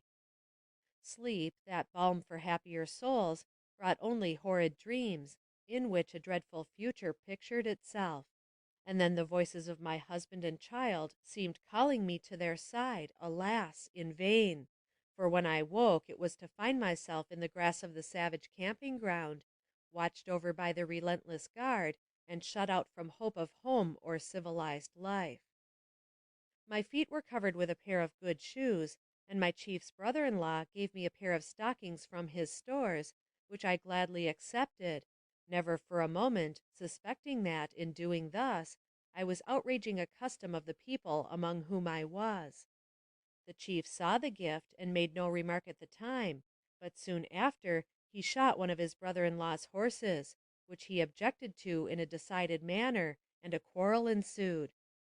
Realizing that I was the cause of the disagreement, I tremblingly watched the contest, unable to conciliate either combatant, and dreading the wrath of both. The chief would brook no interference, nor would he offer any reparation for the wrong he had inflicted. His brother-in-law, enraged at his arrogance, drew his bow and aimed his arrow at my heart, determined to have satisfaction for the loss of his horse. I could only cry to God for mercy, and prepare to meet the death which had long hung over my head, when a young Blackfoot, whose name was Jumping Bear, saved me from the approaching doom by dexterously snatching the bow from the savage and hurling it to the earth. He was named Jumping Bear from the almost miraculous dexterity of some of his feats. This circumstance and the Indian mentioned were, in my judgment, instruments in the hand of Providence in saving Fort Sully from the vengeance and slaughter of the Blackfeet, who had succeeded in gaining the confidence of some of the officers on the Missouri River. his activity in the attack of our train, and the energy he displayed in killing and pillaging on that occasion, notwithstanding his efforts to make me believe the contrary, forbade me to think there was any sympathy in his interference on my behalf. The Indian submitted to his intervention so far that he did not draw his bow again, and my suspense was relieved for the time by the gift of a horse from the chief to his brother-in-law, which calmed the fury of the wronged Indian. It happened that the animal thus given as a peace offering was the pack horse that pulled so uncomfortably against the leading rein, and thus, in the end, I gained by the ordeal through which I had passed, in being relieved of a most unmanageable task. From the first, I was deprived of every ameliorating comfort that might have rendered my existence bearable. No tent was spread for me, no rug or coverlet offered me to lie on. The hard earth, sparsely spread with grass, furnished me a couch, and apprehension and regret deprived me of the rest my toilsome life demanded. They offered me no food, and at first I did not dare to ask for it. This was partly owing to the absence of all natural appetite, an intense weakness and craving constantly for drink being the only signs of the prolonged fast that annoyed me. The utter hopelessness of my isolation wore on me, driving me almost to madness, and visions of husband and child haunted my brain. Sometimes they were full of hope and tauntingly happy. At others, I saw them dying or dead, but always beyond my reach, and separated by the impassable barrier of my probably lifelong captivity. In my weakened condition, the horrors of the stake, to which I felt myself borne daily nearer as they progressed on their homeward route, appeared like a horrid phantom. It had been threatened me since my first effort to escape, and I was led to believe such a punishment was the inevitable consequence of my attempt. The terrible heat of the days continued, and the road they took was singularly barren of water. The Indians, after drinking plentifully before starting, carry little sticks in their mouths, which they chew constantly, thus creating saliva and preventing the parching sensation I endured from the want of this knowledge. The seventh night they entered a singular canyon, apparently well known to them, as they found horses there which evidently had been left on a former visit. I could not but wonder at the sagacity and patience of these Indian ponies, which were content to wait their master's coming and browse about on the sparse herbage and meager grass. The Indians had killed an antelope that day, and a piece of the raw flesh was allotted me for a meal. They had then traveled in a circuitous route for miles to reach the mouth of this canyon, and entered it just after sundown. Its gloomy shade was a great relief after the heat of the sun, and it filled my sensitive mind with awe. The sun never seemed to penetrate its depths, and the damp air rose around me like the breath of a dungeon. Downward they went, as if descending into the bowels of the earth, and the sloping floor they trod was covered with red sand for perhaps the space of half a mile. Then they struck a rocky pavement, the perpendicular walls of which were of earth, but as they made another turning and entered a large space, they seemed to change to stone, with projecting arches and overhanging cornices. The high walls rose above the base so as to nearly meet overhead, and, with their innumerable juttings and irregularities, had the appearance of carved columns supporting a mighty ruin. Occasionally a faint ray of the fading light struggled with the gloom, into which they plunged deeper and deeper, and then their horses' cautious feet would turn the bones of antelope or deer, drawn thither by the lurking wolf to feed the young in their lair. I was startled with dread at the sight, fearing that they might be human bones, with which mine would soon be mingled.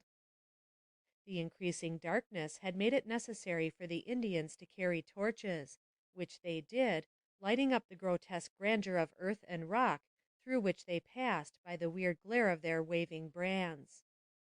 Arriving at the spot they selected as a camping ground, they made fires whose fantastic gleams danced upon the rocky walls and added a magic splendor to their wondrous tracery. The ghostly grandeur of these unfrequented shades cannot be described, but their effect is marvelous. They seem to shadow forth the outline of carving and sculpture, and in the uncertain firelight have all the effect of some old-time temple, whose art and glory will live forever, even when its classic stones are dust. Here I found water for my parched lips, which was more grateful to my weary senses than any natural phenomenon, and sinking on a moss-grown rock near the trickling rill that sank away in the sand beyond, I found slumber in that strange, fantastic solitude. I was aroused by a whistling sound, and, gathering myself up, looked fearfully around me. Two flaming eyes seemed to pierce the darkness like a sword. I shuddered and held my breath, as a long, lithe serpent wound past me, trailing its shining length through the damp sand, and moving slowly out of sight among the dripping vines. After that I slept no more, and when I saw the struggling light of day pierce the rocky opening above, I gladly hailed the safety of the sunshine, even though it brought sorrow, distress, and toil. When we rose in the morning, they left the canyon by the path they entered, as it seemed to have no other outlet, and then pursued their way. End of chapter 7.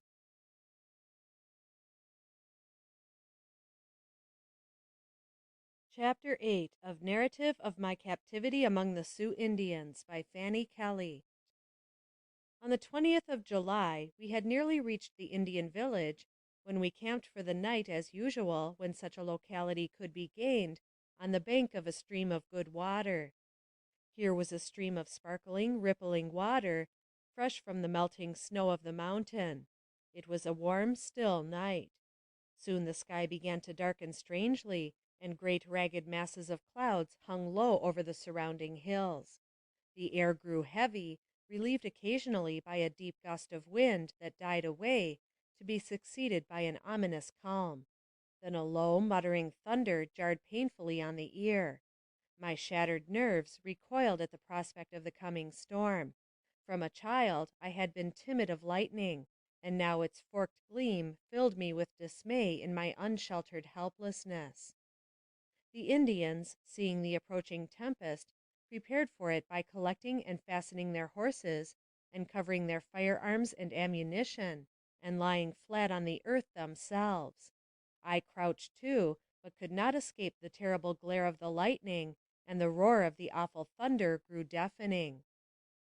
On came the storm with startling velocity, and the dread artillery of heaven boomed overhead, followed closely by blinding flashes of light, and the velocity of the whirlwind seemed to arise in its might, to add desolation to the terrible scene.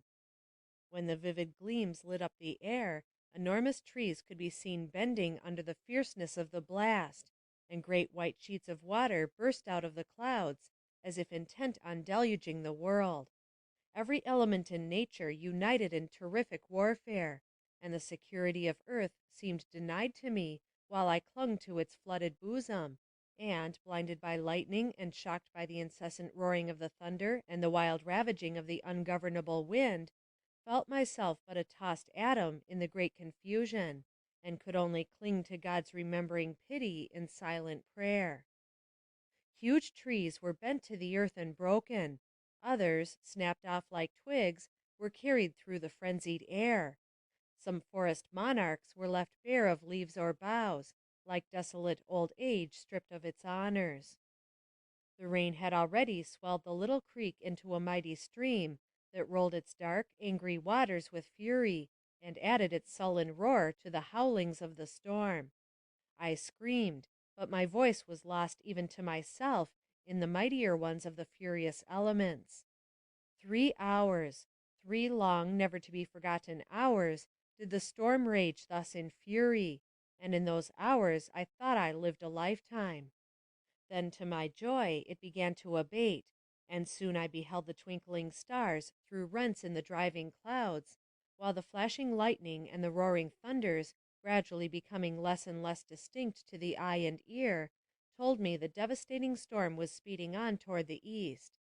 And when, at dawn of day, the waters were assuaged, the thunder died away, and the lightnings were chained in their cell, the scene was one of indescribable desolation. The wind had gone home. Daylight had cowed him from a raging giant into a meek prisoner, and led him moaning to his cavern in the eastern hills.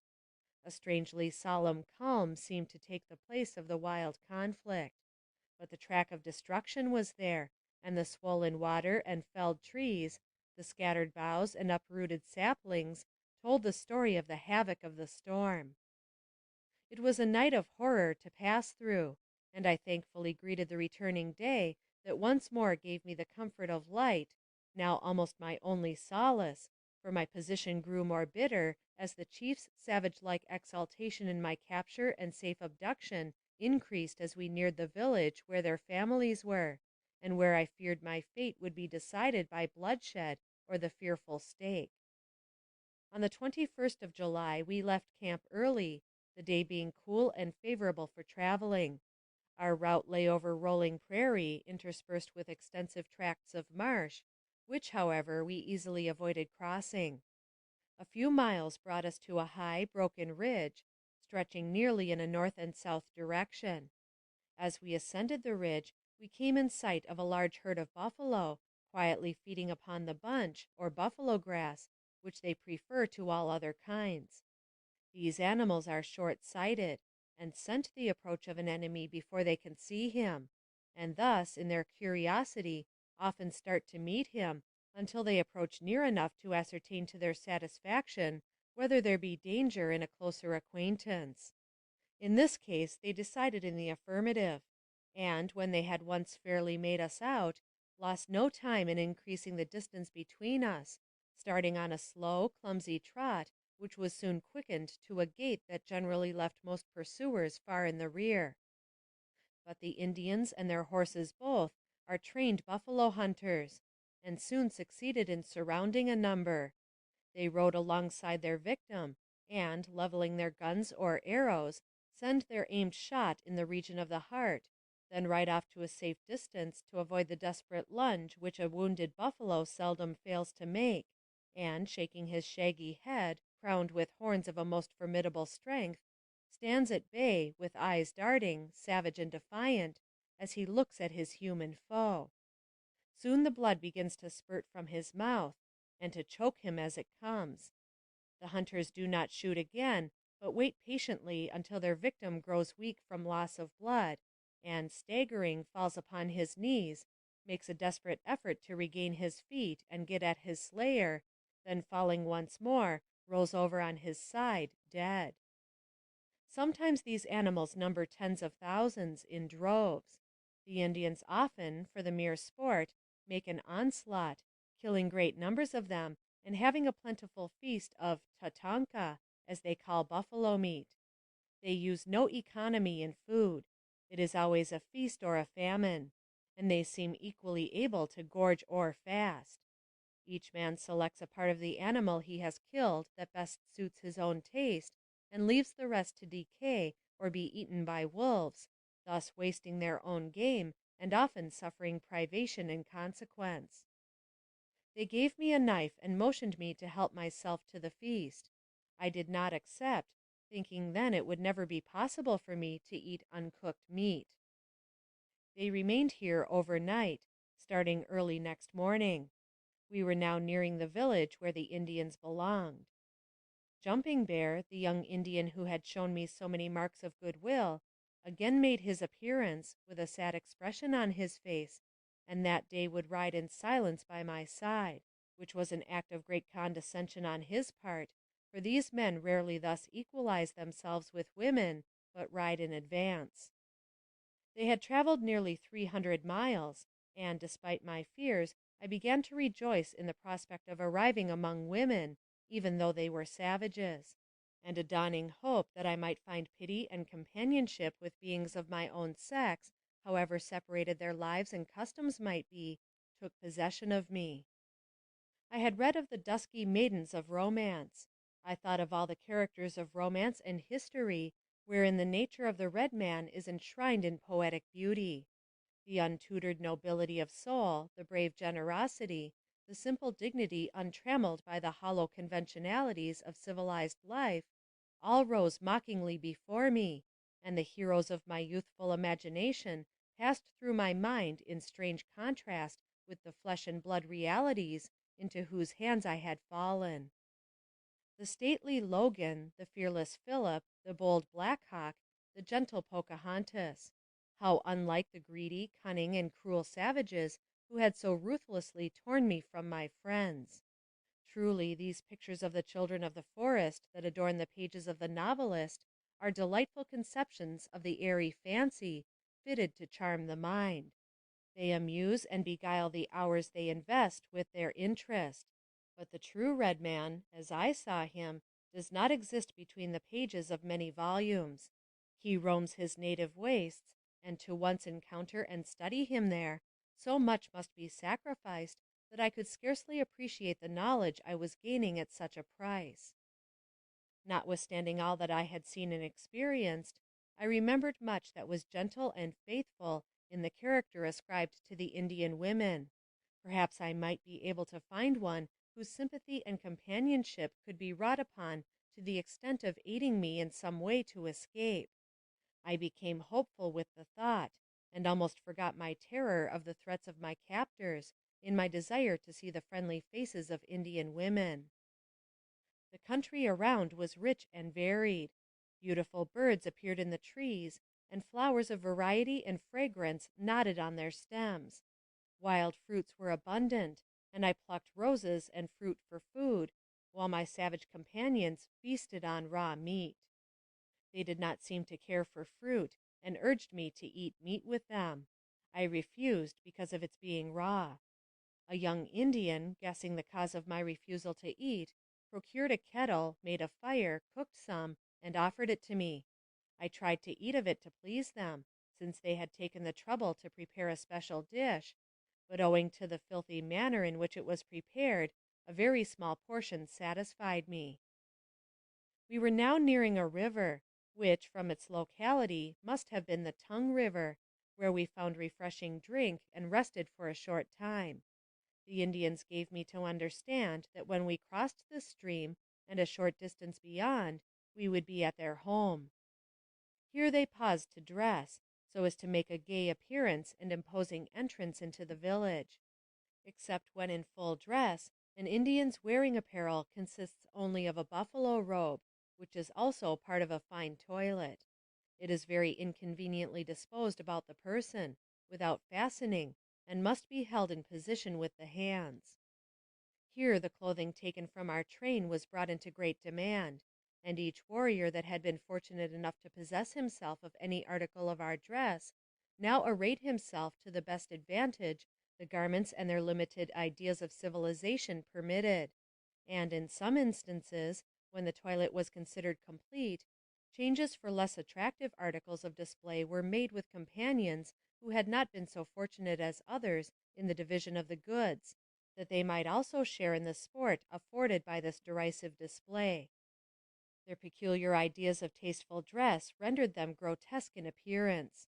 One brawny face appeared under the shade of my hat, smiling with evident satisfaction at the superiority of his decorations over those of his less fortunate companions. Another was shaded from the scorching rays of the sun by a tiny parasol, and the brown hand that held it aloft was thinly covered by a silk glove, which was about the only article of clothing, except the invariable breech-cloth, that the warrior wore. Vests and other garments were put on with the lower part upward, and they all displayed remarkable fertility in the arrangement of their decorations. They seemed to think much of their stolen goods, some of which were frivolous and others worthless. Decorating themselves by way of derision, each noble warrior endeavored to outdo the other in splendor, which was altogether estimated by color and not by texture. Their horses were also decked in the most ridiculous manner. Ottawa, or Silverhorn, the war chief, was arrayed in full costume. He was very old, over 75, partially blind, and a little below the medium height. He was very ferocious and savage-looking, and now, when in costume, looked frightful. His face was red, with stripes of black, and around each eye a circlet of bright yellow. His long, black hair was divided into 2 braids, with a scalp lock on top of the head.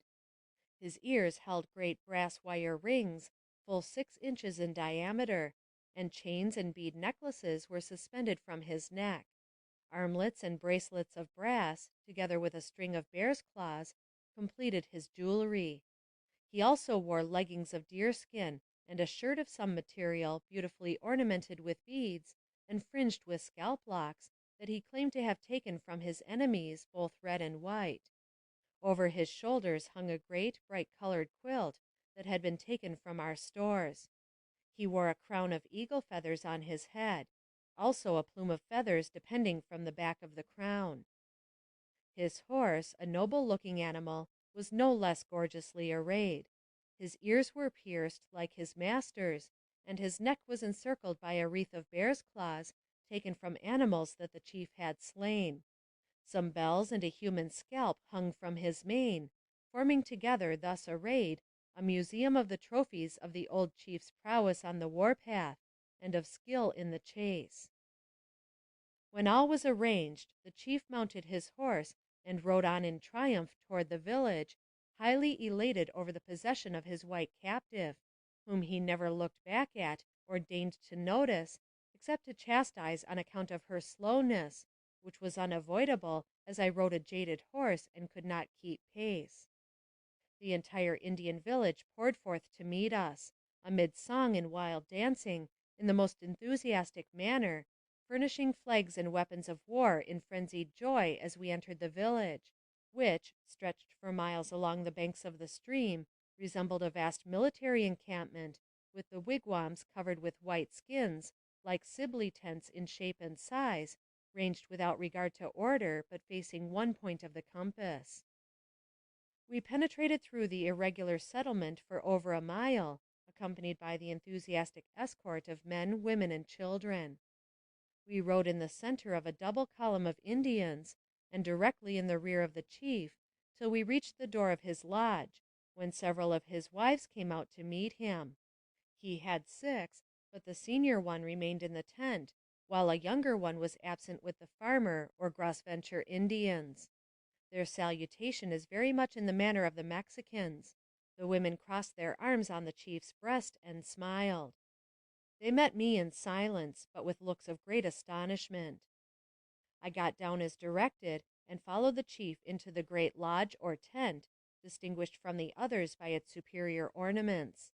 It was decorated with brilliantly colored porcupine quills and a terrible fringe of human scalp locks taken in battle from the Pawnees. On one side was depicted a representation of the Good Spirit, rude in design and daubed with colors. On the other side was portrayed the figure of the Spirit of Evil in like manner. The Indians believe in these 2 deities and pay their homage to them. The first they consider as entirely benevolent and kind, but the second is full of vile tricks and wicked ways. They fear him, and consider it only safe to propitiate him occasionally by obedience to his evil will. This may account for some of their worst ferocities, and explain that horrible brutality of nature which they so often exhibit. The senior wife, who had remained in the lodge, met her husband with the same salutation as the others had done. I was shown a seat opposite the entrance on a buffalo skin. The chief's spoil was brought in for division by his elderly spouse. As it was spread out before them, the women gathered admiringly round it, and proved their peculiarities of taste, and love of finery had a counterpart in these forest belles, as well defined as if they had been city ladies. Eagerly they watched every new article displayed, grunting their approval, until their senior companion seized a piece of cloth, declaring that she meant to retain it all for herself. This occasioned dissatisfaction, which soon ripened into rebellion among them, and they contended for a just distribution of the goods. The elder matron, following her illustrious husband's plan in quelling such outbreaks, caught her knife from her belt, sprang in among them, vowing that she was the oldest and had the right to govern, and threatening to kill everyone if there was the least objection offered to her decrees. I had so hoped to find sympathy and pity among these artless women of the forest, but instead, cowed and trembling, I sat, scarcely daring to breathe. The chief noticed my fear and shrinking posture and smiled. Then he rose and made a speech, which had its effect. The women became quiet. Presently an invitation arrived for the chief to go to a feast, and he rose to comply. I followed his departing figure with regretful glances, for, terrible as he and his men had been, the women seemed still more formidable, and I feared to be left alone with them, especially with the hot temper and ready knife of the elder squaw. Great crowds of curious Indians came flocking in to stare at me. The women brought their children. Some of them, whose fair complexion astonished me, I afterward learned were the offspring of fort marriages. One fair little boy, who with his mother had just returned from Fort Laramie, came close to me. Finding the squaw could speak a few words in English, I addressed her, and was told, in reply to my questions, that she had been the wife of a captain there, but that his white wife arriving from the east, his Indian wife was told to return to her people. She did so, taking her child with her. The little boy was dressed completely in military clothes, even to the stripe on his pantaloons, and was a very bright, attractive child of about 4 years. It was a very sad thought for me to realize that a parent could part with such a child, committing it forever to live in barbarous ignorance, and rove the woods among savages with the impress of his own superior race so strongly mingled with his Indian origin. I saw many other fair-faced little children, and heard the sad story from their mothers, and was deeply pained to see their pale, pinched features, as they cried for food when there was none to be had, and they are sometimes cruelly treated by the full-blooded and larger children on account of their unfortunate birth. Now that the question of property was decided between the women of the chief's family, they seemed kindly disposed toward me, and one of them brought me a dish of meat. Many others followed her example, even from the neighboring lodges, and really seemed to pity me, and showed great evidences of compassion, and tried to express their sympathy in signs, because I had been torn from my own people, and compelled to come such a long, fatiguing journey, and examined me all over and over again, and all about my dress, hands, and feet particularly. Then, to their great surprise, they discovered my bruised and almost broken limbs that occurred when first taken, also from the fall of the horse the first night of my captivity, and proceeded at once to dress my wounds. I was just beginning to rejoice in the dawning kindness that seemed to soften their swarthy faces, when a messenger from the war chief arrived, accompanied by a small party of young warriors sent to conduct me to the chief's presence. I did not at first comprehend the summons, and as every fresh announcement only awakened new fears, I dreaded to comply, yet dared not refuse. Seeing my hesitation, the senior wife allowed a little daughter of the chief's, whose name was Yellow Bird, to accompany me, and I was then conducted to several feasts, at each of which I was received with kindness, and promised goodwill and protection. It was here that the chief himself first condescended to speak kindly to me, and this and the companionship of the child Yellow Bird, who seemed to approach me with a trusting grace and freedom unlike the scared shyness of Indian children generally, inspired hope. The chief here told me that henceforth I could call Yellow Bird my own, to take the place of my little girl that had been killed. I did not at once comprehend all of his meaning, still it gave me some hope of security. When at nightfall we returned to the lodge, which they told me I must henceforth regard as home, I found the elder women busily pounding a post into the ground, and my fears were at once aroused, being always ready to take alarm, and suggested to me that it betokened some evil. On the contrary, it was simply some household arrangement of her own, for presently, putting on a camp kettle, she built a fire, and caused water to boil, and drew a tea, of which she gave me a portion, assuring me that it would cure the tired and weary feeling, and secure me a good rest. This proved true. Soon a deep drowsiness began to steal over the weary captive. My bed of furs was shown me. Yellow Bird was told to share my couch with me, and from this time on she was my constant attendant. I laid down, and the wife of the chief tenderly removed my moccasins, and I slept sweetly, the first true sleep I had enjoyed in many weary nights. Before my eyes closed in slumber, my heart rose in gratitude unspeakable to God for his great and immeasurable mercy. I readily adapted myself to my new position. The chief's 3 sisters shared the lodge with us. The following day commenced my labors, and the chief's wife seemed to feel a protecting interest in me. The day of the 25th of July was observed by continual feasting in honor of the safe return of the braves. There was a large tent made by putting several together, where all the chiefs, medicine men, and great warriors met for consultation and feasting. I was invited to attend, and was given an elevated seat, while the rest of the company all sat upon the ground, and mostly cross-legged, preparatory to the feast being dealt out. In the center of the circle was erected a flagstaff, with many scalps, trophies, and ornaments fastened to it. Near the foot of the flagstaff were placed, in a row on the ground, several large kettles, in which was prepared the feast. Near the kettles on the ground also were a number of wooden bowls, in which the meat was to be served out, and in front 2 or 3 women, who were placed as waiters, to light the pipes for smoking, and also to deal out the food. In these positions things stood, and all sat, with thousands climbing and crowding around for a peep at me, as I appeared at the grand feast and council, when at length the chief arose, in a very handsome costume, and addressed the audience, and in his speech often pointed to me. I could understand but little of his meaning. Several others also made speeches, that all sounded the same to me. I sat trembling with fear at these strange proceedings, fearing they were deliberating upon a plan of putting me to some cruel death to finish their amusement. It is impossible to describe my feelings on that day, as I sat in the midst of those wild, savage people. Soon a handsome pipe was lit and brought to the chief to smoke. He took it, and after presenting the stem to the north, the south, the east, and the west, and then to the sun that was over his head, uttered a few words, drew a few whiffs, then passed it around through the whole group, who all smoked.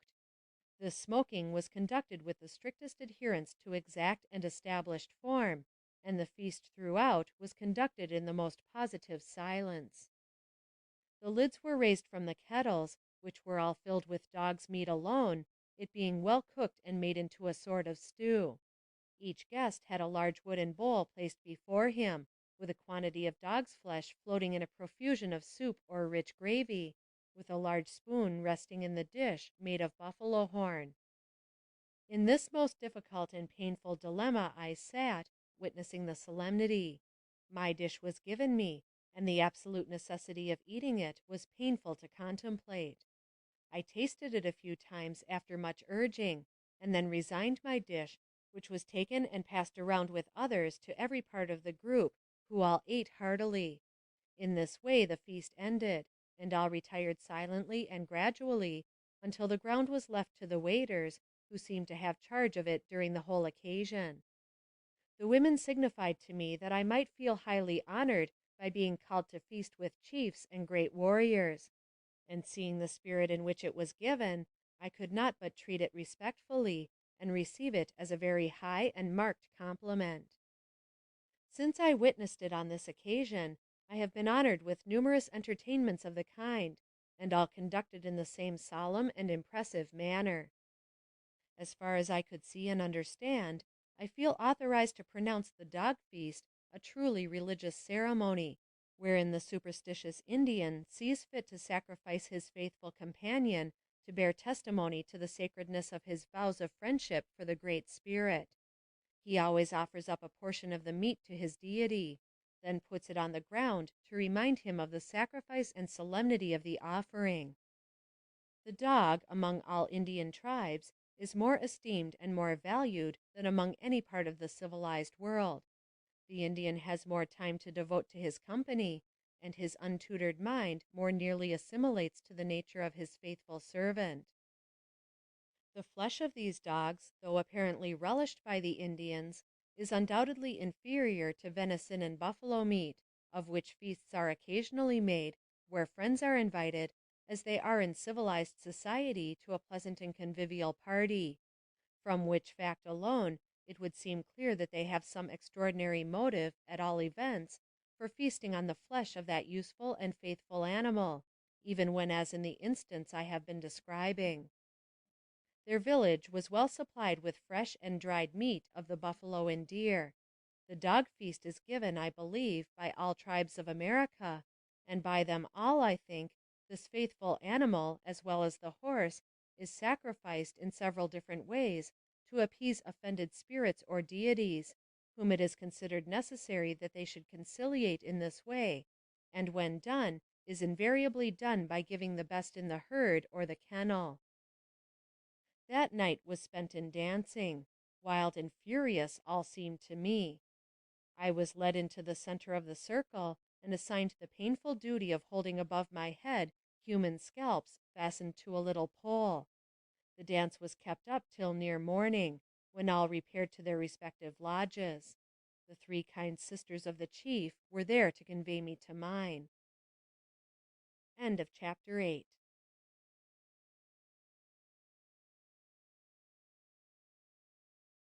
Chapter 9 of Narrative of My Captivity Among the Sioux Indians by Fanny Kelly. Preparations for Battle. An Indian Village on the Move. Scalp Dance. A horrible scene of savage exultation. Compelled to join the orgies. A cause of Indian hostility. Another battle with the white troops. Burial of an Indian boy. A hasty retreat. Made to act as surgeon of the wounded. Mauve Terre, or Badlands. The next morning the whole village was in motion. The warriors were going to battle against a white enemy, they said, and old men, women, and children were sent out in another direction to a place of safety, as designated by the chief. Everything was soon moving. With the rapidity of custom, the tent poles were lowered and the tents rolled up. The cooking utensils were put together and laid on crossbeams connecting the lower ends of the poles as they trail the ground from the horses' sides, to which they are attached. Dogs, too, are made useful in this exodus, and started off, with smaller burdens dragging after them, in the same manner that horses are packed. The whole village was in commotion, children screaming or laughing, dogs barking or growling under their heavy burdens, squaws running hither and thither, pulling down tepee poles, packing up everything, and leading horses and dogs with huge burdens. The small children were placed in sacks of buffalo skin and hung upon saddles or their mothers' backs. The wrapped-up lodges, which are secured by thongs, are fastened to the poles on the horses' backs, together with sundry other articles of domestic use, and upon these are seated women and children. To guide the horse, a woman goes before, holding the bridle, carrying on her back a load nearly as large as the horse carries. Women and children are sometimes mounted upon horses, holding in their arms every variety of plunder, sometimes little dogs and other forlorn and hungry-looking pets. In this unsightly manner, sometimes 2,000 or 3,000 families are transported many miles at the same migration, and, all being in motion at the same time, the cavalcade extends for a great distance. The men and boys are not so unsightly in their appearance, being mounted upon good horses and the best Indian ponies, riding in groups, leaving the women and children to trudge along with the burdened horses and dogs. The number and utility of these faithful dogs is sometimes astonishing, as they count hundreds, each bearing a portion of the general household goods. 2 poles, about 10 or 12 feet long, are attached to the shoulders of a dog, leaving one end of each dragging upon the ground. On these poles a small burden is carried, and with it the faithful canine jogs along, looking neither to the right nor to the left, but apparently intent upon reaching the end of his journey. These faithful creatures are under the charge of women and children, and their pace is occasionally encouraged with admonitions in the form of vigorous and zealous use of whips applied to their limbs and sides. It was quite painful to me to see these poor animals, thus taken from their natural avocation and forced to a slavish state of labor, and compelled to travel along with their burdens. Yet, when this change has been made, they become worthless as hunters or watchers, and even for the purpose of barking, being reduced instead to beasts of burden. It was not uncommon to see a great wolfish-looking dog moodily jogging along with a lot of cooking utensils on one side, and on the other a crying papoose for a balance, while his sulking companion toils on, supporting upon his back a quarter of antelope or elk, and is followed by an old woman, or some children, who keep at bay all refractory dogs who run loose, occasionally showing their superiority by snapping and snarling at their more unfortunate companions. This train is immensely large, nearly the whole Sioux nation having concentrated there for the purpose of war. The chief's sisters brought me a horse saddled, told me to mount, and accompany the already moving column, that seemed to be spreading far over the hills to the northward. We toiled on all day. Late in the afternoon we arrived at the ground of encampment, and rested for further orders from the warriors, who had gone to battle and would join us there. I had no means of informing myself at that time with whom the war was raging, but afterward learned that General Sully's army was pursuing the Sioux, and that the engagement was with his men. In 3 days the Indians returned to camp, and entered on a course of feasting and rejoicing that caused me to believe that they had suffered very little loss in the affray. They passed their day of rest in this sort of entertainment, and here I first saw the scalp dance, which ceremonial did not increase my respect or confidence in the tender mercies of my captors. This performance is only gone through at night and by the light of torches, consequently its terrible characteristics are heightened by the fantastic gleams of the lighted brands. The women, too, took part in the dance, and I was forced to mingle in the fearful festivity, painted and dressed for the occasion, and holding a staff from the top of which hung several scalps. The braves came vauntingly forth, with the most extravagant boasts of their wonderful prowess and courage in war, at the same time brandishing weapons in their hands with the most fearful contortions and threatenings. A number of young women came with them, carrying the trophies of their friends, which they hold aloft, while the warriors jump around in a circle, brandishing their weapons and whooping and yelling the fearful war cry in a most frightful manner, all jumping upon both feet at the same time, with simultaneous stamping and motions with their weapons, keeping exact time. Their gestures impress one as if they were actually cutting and carving each other to pieces as they utter their fearful, sharp yell. They become furious as they grow more excited, until their faces are distorted to the utmost. Their glaring eyes protrude with a fiendish, indescribable appearance, while they grind their teeth and try to imitate the hissing, gurgling sound of death in battle. Furious and faster grows the stamping, until the sight is more like a picture of fiends in a carnival of battle than anything else to which the war dance can be compared. No description can fully convey the terrible sight in all its fearful barbarity, as the bloody trophies of their victory are brandished aloft in the light of the flickering blaze, and their distorted forms were half concealed by darkness. The object for which the scalp is taken is exultation and proof of valor and success. My pen is powerless to portray my feelings during this terrible scene. The country seemed scarred by countless trails, where the Indian ponies have dragged lodge poles in their change of habitations or hunting. The antipathy of the Indian to its occupation or invasion by the white man is very intense and bitter. The felling of timber, or killing of buffalo, or traveling of a train, or any signs of permanent possession by the white man excites deadly hostility. It is their last hope. If they yield and give up this, they will have to die or ever after be governed by the white man's laws. Consequently, they lose no opportunity to kill or steal from and harass the whites when they can do so. The game still clings to its favorite haunts, and the Indian must press upon the steps of the white man or lose all hope of independence. Herds of elk proudly stand with erect antlers, as if charmed by music, or as if curious to understand this strange inroad upon their long secluded parks of pleasure. The mountain sheep look down from belting crags that skirt the perpendicular northern face of the mountains, and yield no rival of their charms or excellence for food. The black and white-tailed deer and antelope are ever present, while the hare and the rabbit, the sage hen, and the prairie chicken are nearly trodden down before they yield to the intrusion of the stranger. Brants, wild geese, and ducks multiply and people the waters of beautiful lakes, and are found in many of the streams. The grizzly and cinnamon bears are often killed and give up their rich material for the hunter's profit, and the buffalo, in numberless herds, with tens of thousands in a herd, sweep back and forth, filling the valley as far as the eye can reach, and adding their value to the red man both for food, habitation, fuel, and clothing.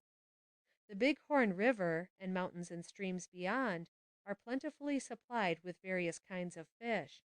The country seems to be filled with wolves, which pierce the night air with their howls, but, like the beavers whose dams encumber all the smaller streams, and the otter, are forced to yield their nice coats for the Indian as well as white man's luxury.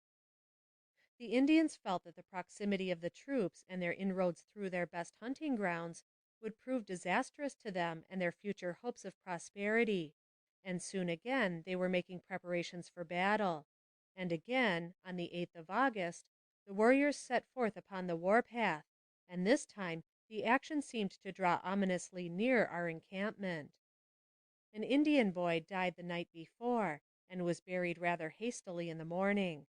The body was wrapped in some window curtains that once draped my windows at Geneva. There was also a red blanket and many beads and trinkets deposited on an elevated platform with the moldering remains, and the bereaved mother and relatives left the lonely spot with loud lamentations. There seemed to be great commotion and great anxiety in the movements of the Indians, and presently I could hear the sound of battle, and the echoes that came back to me from the reports of the guns in the distant hills warned me of the near approach of my own people, and my heart became a prey to wildly conflicting emotions as they hurried on in great desperation, and even forbid me turning my head and looking in the direction of the battle. Once I broke the rule, and was severely punished for it. They kept their eyes upon me, and were very cross and unkind. Panting for rescue, yet fearing for its accomplishment, I passed the day. The smoke of action now rose over the hills beyond. The Indians now realized their danger, and hurried on in great consternation. General Sully's soldiers appeared in close proximity, and I could see them charging on the Indians, who, according to their habits of warfare, skulked behind trees, sending their bullets and arrows vigorously forward into the enemy's ranks.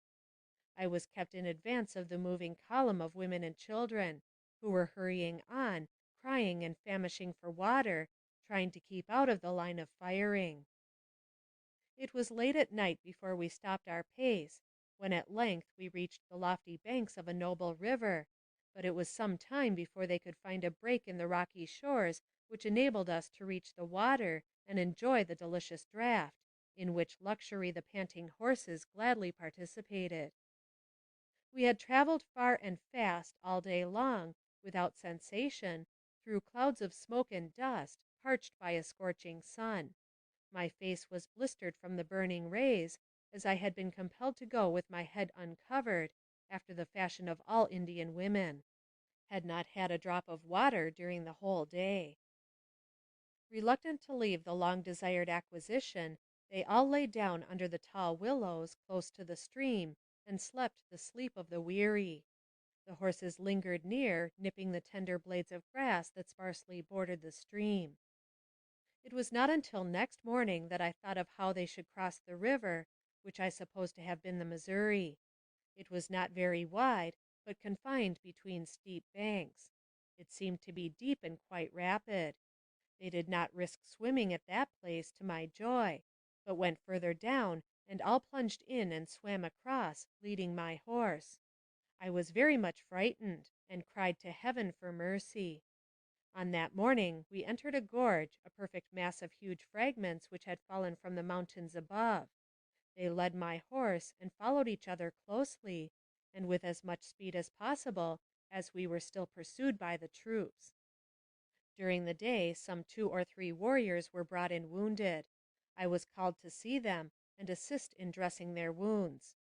This being my first experience of the kind, I was at some loss to know what was best to do, but, seeing in it a good opportunity to raise in their estimation, I endeavored to impress them with an air of my superior knowledge of surgery, and as nurse or medicine woman. I felt now, from their motions and meaning glances, that my life was not safe, since we were so closely pursued over this terrible barren country. My feelings at this time cannot be described, when I could hear the sound of the big guns, as the Indians term cannon. I felt that the soldiers had surely come for me, and would overtake us, and my heart bounded with joy at the very thought of deliverance, but sank proportionately when they came to me, bearing their trophies, reeking scalps, soldiers' uniforms covered with blood, which told its sad story to my aching heart. One day I might be cheered by strong hope of approaching relief, then again would have such assurance of my enemy's success as would sink me correspondingly low in despair. For some reason, deception seemed to be their peculiar delight. Whether they did it to gratify an insatiable thirst for revenge in themselves, or to keep me more reconciled, more willing and patient to abide, was something I could not determine. The feelings occasioned by my disappointment in their success can be better imagined than described, but imagination, even in her most extravagant flights, can but poorly picture the horrors that met my view during these running flights. My constant experience was hope deferred that maketh the heart sick. It was most tantalizing and painful to my spirit to be so near our forces and the flag of liberty, and yet a prisoner and helpless. On and still on, we were forced to fly to a place known among them as the Bad Lands, a section of country so wildly desolate and barren as to induce the belief that its present appearance is the effect of volcanic action. Great boulders of blasted rock are piled scattering round, and hard, dry sand interspersed among the crevices. Everything has a ruined look, as if vegetation and life had formerly existed there, but had been suddenly interrupted by some violent commotion of nature. A terrible blight, like the fulfilling of an ancient curse, darkens the surface of the gloomy landscape, and the desolate, ruinous scene might well represent the entrance to the infernal shades described by classic writers. A choking wind with sand blows continually, and fills the air with dry and blinding dust. The water is sluggish and dark, and apparently life-destroying in its action, since all that lies around its moistened limits has assumed the form of petrification. Rocks though they now seemed, they had formerly held life, both animal and vegetable, and their change will furnish a subject of interesting speculation to enterprising men of science, who penetrate those mournful shades to discover toads, snakes, birds, and a variety of insects, together with plants, trees, and many curiosities, all petrified and having the appearance of stone. I was startled by the strange and wonderful sights. The terrible scarcity of water and grass urged us forward, and General Sully's army in the rear gave us no rest. The following day or two we were driven so far northward, and became so imminently imperiled by the pursuing forces, that they were obliged to leave all their earthly effects behind them, and swim the Yellowstone River for life. By this time the ponies were completely famished for want of food and water, so jaded that it was with great difficulty and hard blows that we could urge them on at all. When Indians are pursued closely, they evince a desperate and reckless desire to save themselves, without regard to property or provisions. They throw away everything that will impede flight, and all natural instinct seems lost in fear. We had left, in our compulsory haste, immense quantities of plunder, which proved immediate help, but in the end a terrible loss. General Sully with his whole troop stopped to destroy the property, thus giving us an opportunity to escape, which saved us from falling into his hands, as otherwise we inevitably would have done. One day was consumed in collecting and burning the Indian lodges, blankets, provisions, etc., and that day was used advantageously in getting beyond his reach. They travel constantly in time of war, ranging over vast tracts of country and prosecuting their battles or skirmishes with a quiet determination unknown to the whites. A few days' pursuit after Indians is generally enough to wear and tire out the ardor of the white man, as it is almost impossible to pursue them through their own country with wagons and supplies for the army, and it is very difficult for American horses to traverse the barren, rugged mountain passes, the Indians having every advantage in their own country and using their own mode of warfare. The weary soldiers return disheartened by often losing dear comrades, and leaving them in a lonely grave on the plain, dissatisfied with only scattering their red foes. But the weary savages rest during these intervals, often sending the friendly Indians, as they are called and believed to be, who are received in that character in the forts, and change it for a hostile one as soon as they reach the hills, to get supplies of ammunition and food with which they refresh themselves and prosecute the war. After the attack of General Sully was over, an Indian came to me with a letter to read, which he had taken from a soldier who was killed by him, and the letter had been found in his pocket. The letter stated that the topographical engineer was killed, and that General Sully's men had caught the red devils and cut their heads off, and stuck them up on poles. The soldier had written a friendly and kind letter to his people, but ere it was mailed, he was numbered with the dead. End of chapter 9.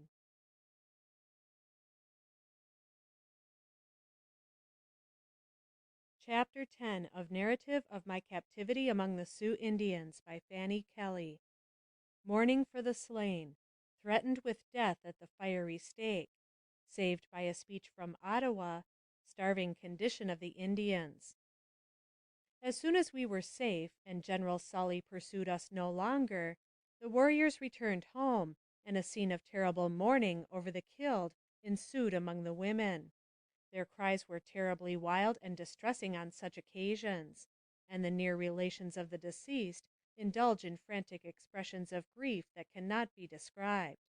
Sometimes the practice of cutting the flesh is carried to a horrible and barbarous extent.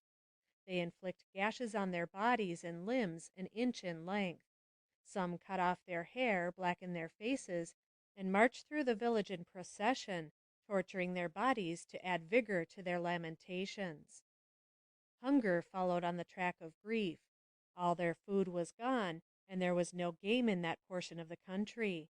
In our flight they scattered everything, and the country through which we passed for the following 2 weeks did not yield enough to arrest starvation. The Indians were terribly enraged, and threatened me with death almost hourly and in every form. I had so hoped for liberty when my friends were near, but alas, all my fond hopes were blasted.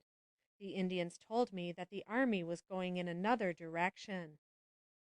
They seemed to have sustained a greater loss than I had been made aware of, which made them feel very revengeful toward me. The next morning I could see that something unusual was about to happen. Notwithstanding the early hour, the sun barely appearing above the horizon, the principal chiefs and warriors were assembled in council, where, judging from the grave and reflective expression of their countenances, they were about to discuss some serious question. I had reason for apprehension, from their unfriendly manner toward me, and I feared for the penalty I might soon have to pay. Soon they sent an Indian to me, who asked me if I was ready to die, to be burned at the stake. I told him whenever Wakantanka, the Great Spirit, was ready, he would call for me, and then I would be ready and willing to go. He said that he had been sent from the council to warn me, that it had become necessary to put me to death on account of my white brothers killing so many of their young men recently. He repeated that they were not cruel for the pleasure of being so. Necessity is their first law, and he and the wise chiefs, faithful to their hatred for the white race, were in haste to satisfy their thirst for vengeance, and further, that the interest of their nation required it. As soon as the chiefs were assembled around the council fire, The pipe carrier entered the circle, holding in his hand the pipe ready lighted. Bowing to the 4 cardinal points, he uttered a short prayer or invocation, and then presented the pipe to the old chief, Ottawa, but retained the bowl in his hand. When all the chiefs and men had smoked, one after the other, the pipe-bearer emptied the ashes into the fire, saying, "Chiefs of the great Dakota nation, Wakantanka give you wisdom, so that whatever be your determination, it may be conformable to justice." Then, after bowing respectfully, he retired. A moment of silence followed, in which everyone seemed to be meditating seriously upon the words that had just been spoken. At length, one of the most aged of the chiefs, whose body was furrowed with the scars of innumerable wounds, and who enjoyed among his people a reputation for great wisdom, arose. Said he, "The palefaces, our eternal persecutors, pursue and harass us without intermission, forcing us to abandon to them, one by one, our best hunting grounds, and we are compelled to seek a refuge in the depths of these bad lands, like timid deer. Many of them even dare to come into prairies which belong to us, to trap beaver and hunt elk and buffalo, which are our property. These faithless creatures, these outcasts of their own people, rob and kill us when they can. Is it just that we should suffer these wrongs without complaining? Shall we allow ourselves to be slaughtered like timid Assiniboines without seeking to avenge ourselves? Does not the law of the Dakotas say, justice to our own nation and death to all palefaces? Let my brothers say if that is just," pointing to the steak that was being prepared for me. "Vengeance is allowable," sententiously remarked Mapea, the sky. Another old chief, Ottawa, arose and said, "It is the undoubted right of the weak and the oppressed, and yet it ought to be portioned to the injury received. Then why should we put this young, innocent woman to death? Has she not always been kind to us, smiled upon us, and sang for us? Do not all our children love her as a tender sister? Why then should we put her to so cruel a death for the crimes of others, if they are of her nation? Why should we punish the innocent for the guilty?" I looked to heaven for mercy and protection, offering up those earnest prayers that are never offered in vain. And oh, how thankful I was when I knew their decision was to spare my life. Though terrible were my surroundings, life always became sweet to me when I felt that I was about to part with it. A terrible time ensued, and many dogs and horses even died of starvation. Their bodies were eaten immediately, and the slow but constant march was daily kept up in hope of game and better facilities for fish and fruit. Many days in succession I tasted no food save what I could gather on my way.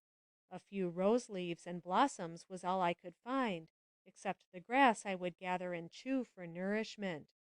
Fear, fatigue, and long-continued abstinence were wearing heavily on my already shattered frame. Women and children were crying for food. It was a painful sight to witness their sufferings, with no means of alleviating them, and no hope of relief save by traveling and hunting. We had no shelter save the canopy of heaven, and no alternative but to travel on, and at night lie down on the cold, damp ground for a resting place. If I could but present to my readers a truthful picture of that Indian home at that time, with all its sorrowful accompaniments. They are certainly engraved upon faithful memory to last forever, but no touch of pen could give any semblance of the realities to another. What exhibitions of their pride and passion I have seen! What ideas of their intelligence and humanity I have been compelled to form! What manifestations of their power and ability to govern had been thrust upon me! The treatment received was not such as to enhance in any wise a woman's admiration for the so-called noble red man, but rather to make one pray to be delivered from their power. Compelled to travel many days in succession, and to experience the gnawings of hunger without mitigation, every day had its share of toil and fear. Yet while my temporal wants were thus poorly supplied, I was not wholly denied spiritual food. It was a blessed consolation that no earthly foe could interrupt my communion with the heavenly world. In my midnight, wakeful hours, I was visited with many bright visions. He walks with thee, that angel kind, and gently whispers, be resigned. Bear up, bear on, the end shall tell, the dear Lord ordereth all things well. End of chapter 10.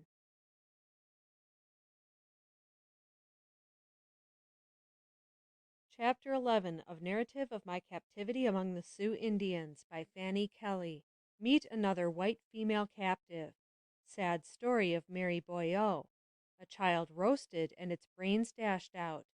Murder of Mrs. Fletcher, 5 children slaughtered. Fate of their mother. It was about this time that I had the sorrowful satisfaction of meeting with a victim of Indian cruelty whose fate was even sadder than mine.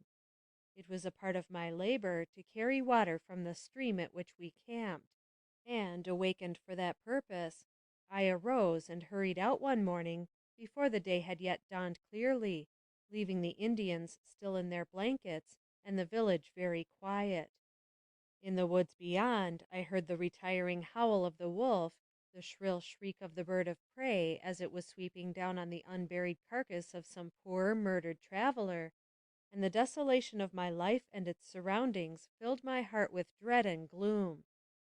I was so reduced in strength and spirit that nothing but the dread of the scalping knife urged my feet from task to task.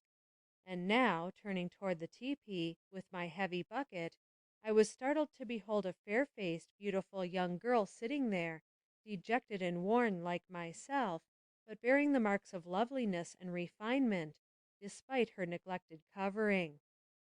Almost doubting my reason, for I had become unsettled in my self-reliance and even sanity, I feared to address her, but stood spellbound, gazing in her sad brown eyes and drooping, pallid face. The chief stood near the entrance of the tepee, enjoying the cool morning air and watching the interview with amusement. He offered me a book, which chanced to be one of the Wilson's readers stolen from our wagons, and bade me show it to the stranger. I approached the girl, who instantly held out her hand and said, "What book is that?" The sound of my own language, spoken by one of my own people, was too much for me, and I sank to the ground by the side of the stranger, and endeavoring to clasp her in my arms, became insensible. A kindly squaw, who was in sight, must have been touched by our helpless sorrow, for, when recovering, she was sprinkling my face with water from the bucket, and regarding me with looks of interest.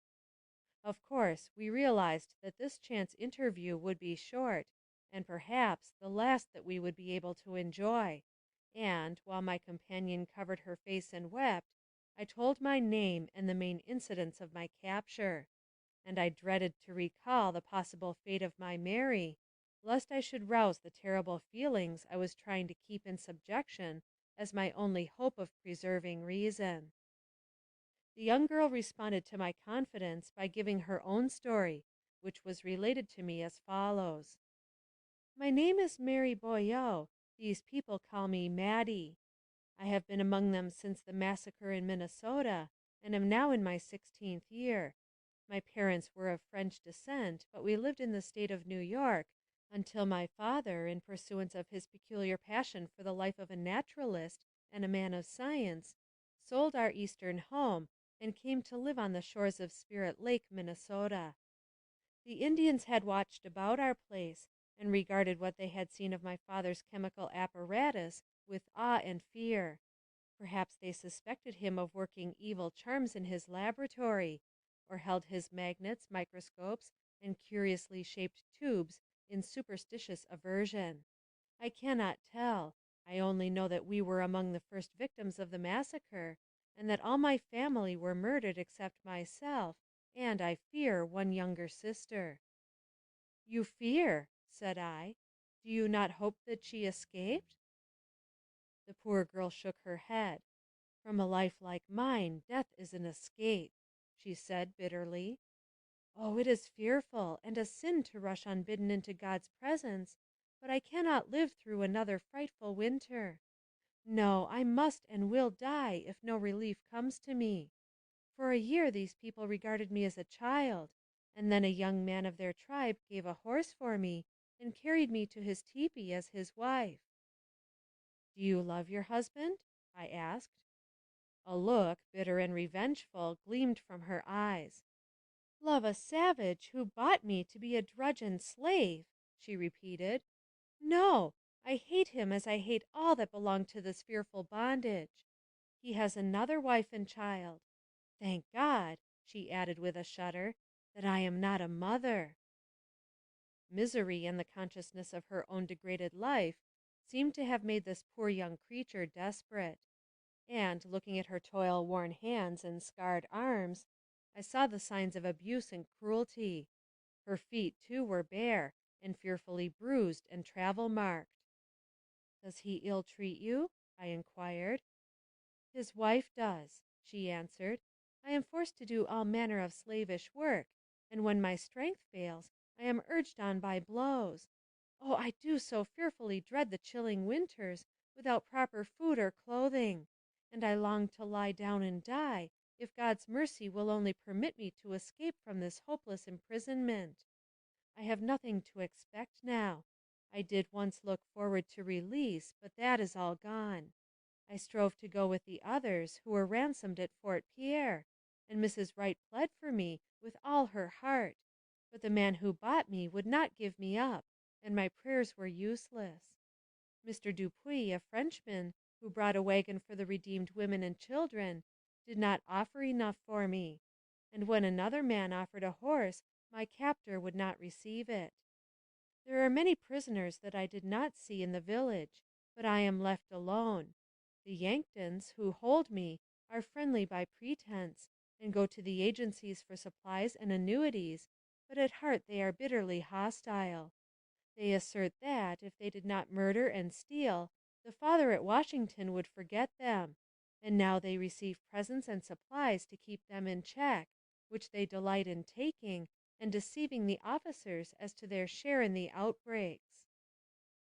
Her dread of soldiers was such that she had never attempted to escape, nor did she seem to think it possible to get away from her present life, so deep was the despair into which long-continued suffering had plunged her. Sad as my condition was, I could but pity poor Mary's worse fate. The unwilling wife of a brutal savage, and subject to all the petty malice of a scarcely less brutal squaw, there could be no gleam of sunshine in her future prospects.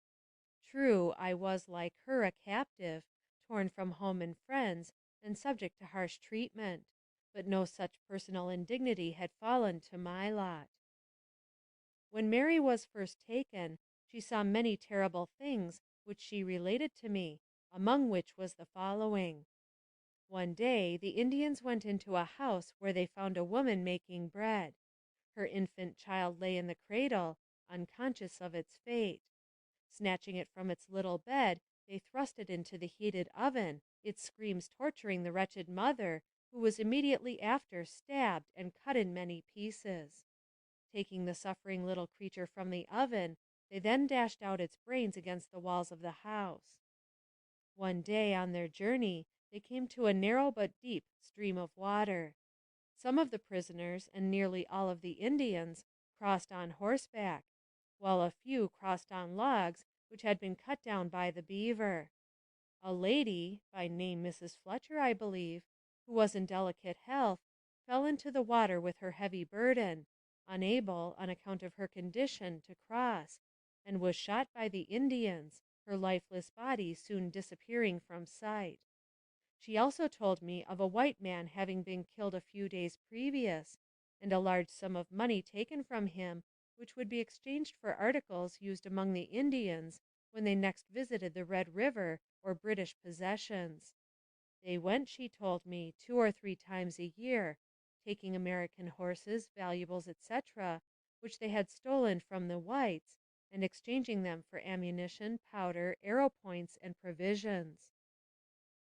Before they reached the Missouri River, they killed 5 of Mrs. Dooley's children, one of which was left on the ground in a place where the distracted mother had to pass daily in carrying water from the river, and when they left the camp, the body remained unburied.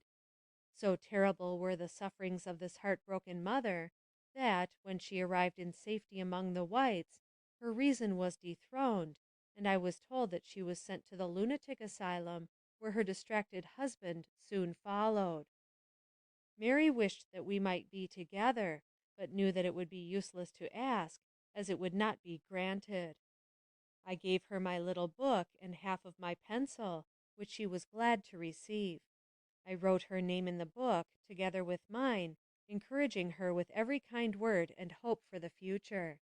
She could read and write and understand the Indian language thoroughly.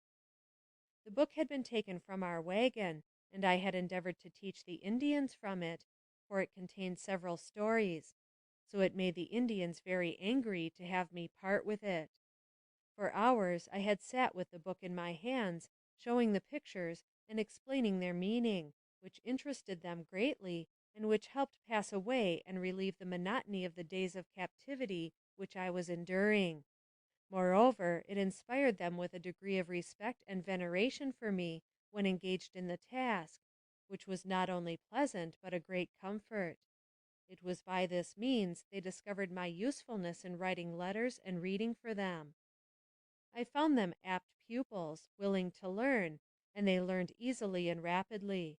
Their memory is very retentive, unusually good. End of chapter 11.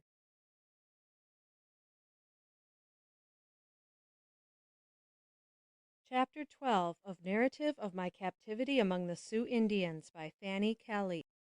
First intimation of my little Mary's fate, despair and delirium, a shower of grasshoppers, a feast and a fight, an enraged squaw, the chief wounded. One day, as I was pursuing what seemed to me an endless journey, an Indian rode up beside me, whom I did not remember to have seen before. At his saddle hung a bright and well-known little shawl, and from the other side was suspended a child's scalp of long, fair hair. As my eyes rested on the frightful sight, I trembled in my saddle and grasped the air for support. A blood-red cloud seemed to come between me and the outer world, and I realized that innocent victim's dying agonies. The torture was too great to be endured. A merciful insensibility interposed between me and madness. I dropped from the saddle as if dead, and rolled upon the ground at the horse's feet. When I recovered, I was clinging to a squaw, who, with looks of astonishment and alarm, was vainly endeavoring to extricate herself from my clutches. With returning consciousness, I raised my eyes to the fearful sight that had almost deprived me of reason. It was gone. The Indian had suspected the cause of my emotion and removed it out of sight. They placed me in the saddle once more, and not being able to control the horrible misery I felt, I protested wildly against their touch, imploring them to kill me, and frantically inviting the death I had before feared and avoided. When they camped, I had not the power or reason to seek my own tent, but fell down in the sun, where the chief found me lying. He had been out at the head of a scouting party, and knew nothing of my sufferings. Instantly approaching me, he inquired who had misused me. I replied, "No one. I want to see my dear mother, my poor mother, who loves me and pines for her unhappy child." I had found by experience that the only grief with which this red nation had any sympathy was the sorrow one might feel for a separation from a mother, and even the chief seemed to recognize the propriety of such emotion. On this account I feigned to be grieving solely for my dear widowed mother, and was treated with more consideration than I had dared to expect. Leaving me for a few minutes, he returned, bringing me some ripe wild plums, which were deliciously cooling to my fever-parched lips. Hunger and thirst, sorrow and fear, with unusual fatigue and labor, had weakened me in mind and body, so that, after trying to realize the frightful vision that had almost deprived me of my senses, I began to waver in my knowledge of it, and half determined that it was a hideous phantom, like many another that had tortured my lonely hours. I tried to dismiss the awful dream from remembrance, particularly as the days that followed found me ill and delirious, and it was some time before I was able to recall events clearly. About this time there was another battle, and many having already sank under the united misery of hunger and fatigue, the camp was gloomy and hopeless in the extreme. The Indians discovered my skill in dressing wounds, and I was called immediately to the relief of the wounded brought into camp. The fight had lasted 3 days, and, from the immoderate lamentations, I supposed many had fallen, but could form no idea of the loss. Except when encamped for rest, the tribe pursued their wanderings constantly, sometimes flying before the enemy, at others endeavoring to elude them. I kept the record of time as it passed with the savages, as well as I was able, and, with the exception of a few days lost, during temporary delirium and fever at 2 separate times, and which I endeavored to supply by careful inquiry, I missed no count of the rising or setting sun, and knew dates almost as well as if I had been in the heart of civilization. One very hot day, a dark cloud seemed suddenly to pass before the sun and threaten a great storm. The wind rose, and the cloud became still darker, until the light of day was almost obscured. A few drops sprinkled the earth, and then, in a heavy, blinding, and apparently inexhaustible shower, fell a countless swarm of grasshoppers, covering everything and rendering the air almost black by their descent. It is impossible to convey an idea of their extent. They seemed to rival Pharaoh's locusts in number, and no doubt would have done damage to the food of the savages had they not fallen victims themselves to their keen appetites. To catch them, large holes were dug in the ground, which are heated by fires. Into these apertures the insects are then driven, and, the fires having been removed, the heated earth bakes them. They are considered good food, and were greedily devoured by the famishing Sioux. Although the grasshoppers only remained 2 days, and went as suddenly as they had come, the Indians seemed refreshed by feasting on such small game, and continued to move forward. Halting one day to rest beside good water, I busily engaged myself in the chief's tepee or lodge. I had grown so weak that motion of any kind was exhausting to me, and I could barely walk.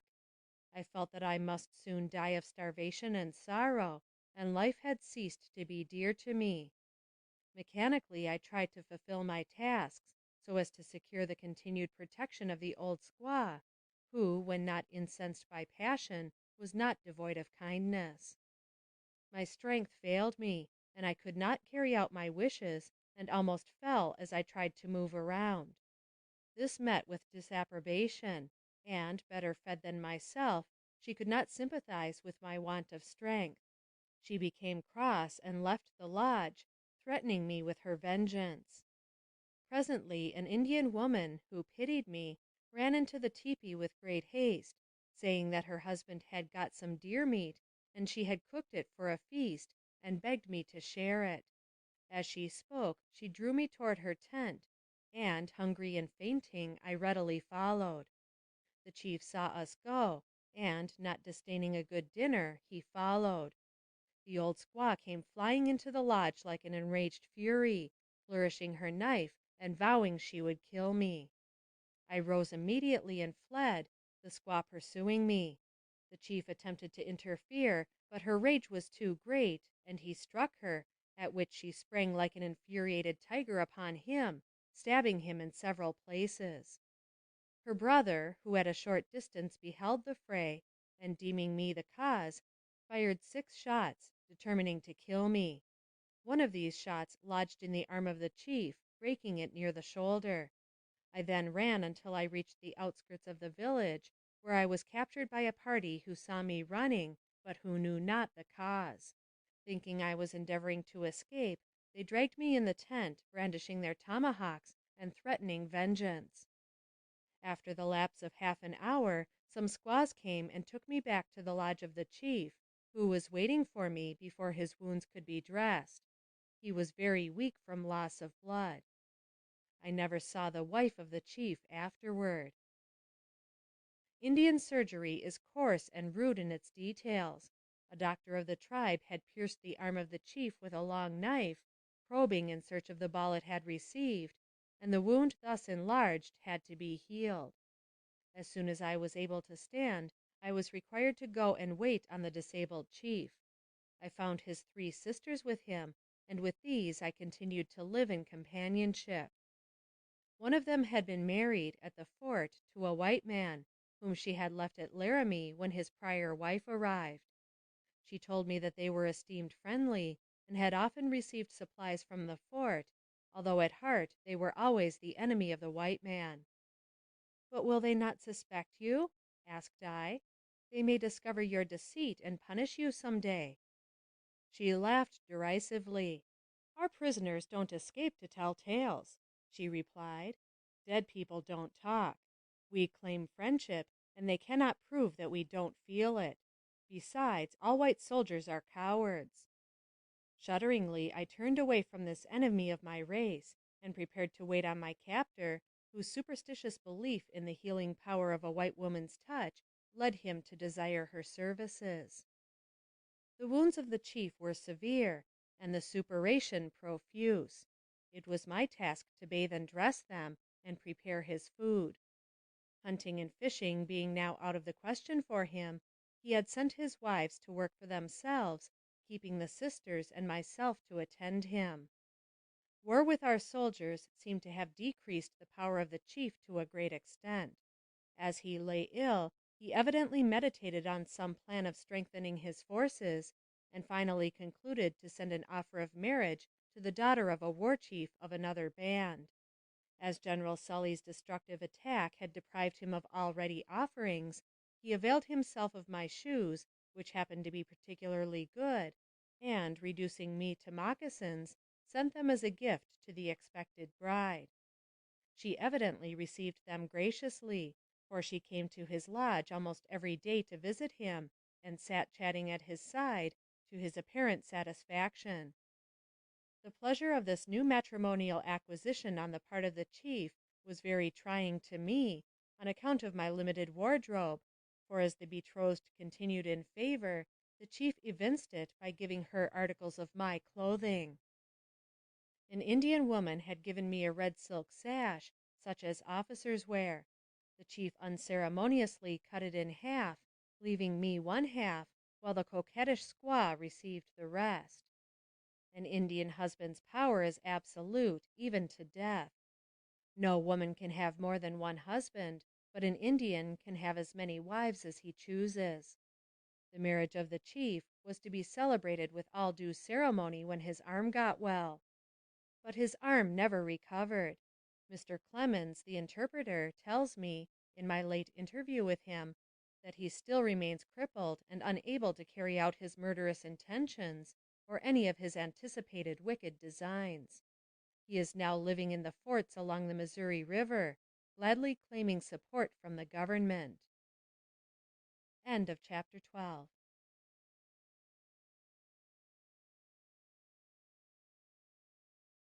Chapter 13 of Narrative of My Captivity Among the Sioux Indians by Fanny Kelly. Arrival of Porcupine. A letter from Captain Marshall. Hopes of rescue. Treachery of the messenger. Igosigalonicha. The tables turned. Another gleam of hope. The Indian white teepee. Disappointed. A white man bound and left to starve. A burial incident. Before the Indians left this camping ground, there arrived among us an Indian called Porcupine. He was well dressed and mounted on a fine horse, and brought with him presents and valuables that ensured him a cordial reception. After he had been a few days in the village, he gave me a letter from Captain Marshall of the 11th Ohio Cavalry, detailing the unsuccessful attempts that had been made to rescue me, and stating that this friendly Indian had undertaken to bring me back, for which he would be rewarded. The letter further said that he had already received a horse and necessary provisions for the journey, and had left his 3 wives, with 13 others, at the fort as hostages. My feelings on reading this letter were indescribable. My heart leaped with unaccustomed hope at this evidence of the efforts of my white friends in my behalf. But the next instant despair succeeded this gleam of happy anticipation, for I knew this faithless messenger would not be true to his promise, since he had joined the Sioux immediately after his arrival among them in a battle against the whites. My fears were not unfounded. Porcupine prepared to go back to the fort without me, disregarding my earnest prayers and entreaties. The chief found me useful and determined to keep me. He believed that a woman who had seen so much of their deceitfulness and cruelty could do them injury at the fort and might prevent their receiving annuities. Porcupine said he should report me as dead or impossible to find, nor could I prevail on him to do anything to the contrary. When reminded of the possible vengeance of the soldiers on his wives, whom they had threatened to kill if he did not bring me back, he laughed. "The white soldiers are cowards," he replied. "They never kill women, and I will deceive them as I have done before." Saying this, he took his departure, nor could my most urgent entreaties induce the chief to yield his consent and allow me to send a written message to my friends or in any wise assure them of my existence. All hope of rescue departed, and sadly I turned again to the wearisome drudgery of my captive life. The young betrothed bride of the old chief was very gracious to me. On one occasion she invited me to join her in a walk. The day was cool and the air temptingly balmy. "Down there," she said, pointing to a deep ravine. "Come and walk there. It is cool and shady." I looked in the direction indicated, and then at the Indian girl, who became very mysterious in her manner as she whispered, "There are white people down there." "How far?" I asked eagerly. "About 50 miles," she replied. "They have great guns, and men dressed in much buttons. Their wagons are drawn by horses with long ears." A fort, thought I, but remembering the treacherous nature of the people I was among, I repressed every sign of emotion and tried to look indifferent. "Should you like to see them?" questioned Egosagalanich, as she was called.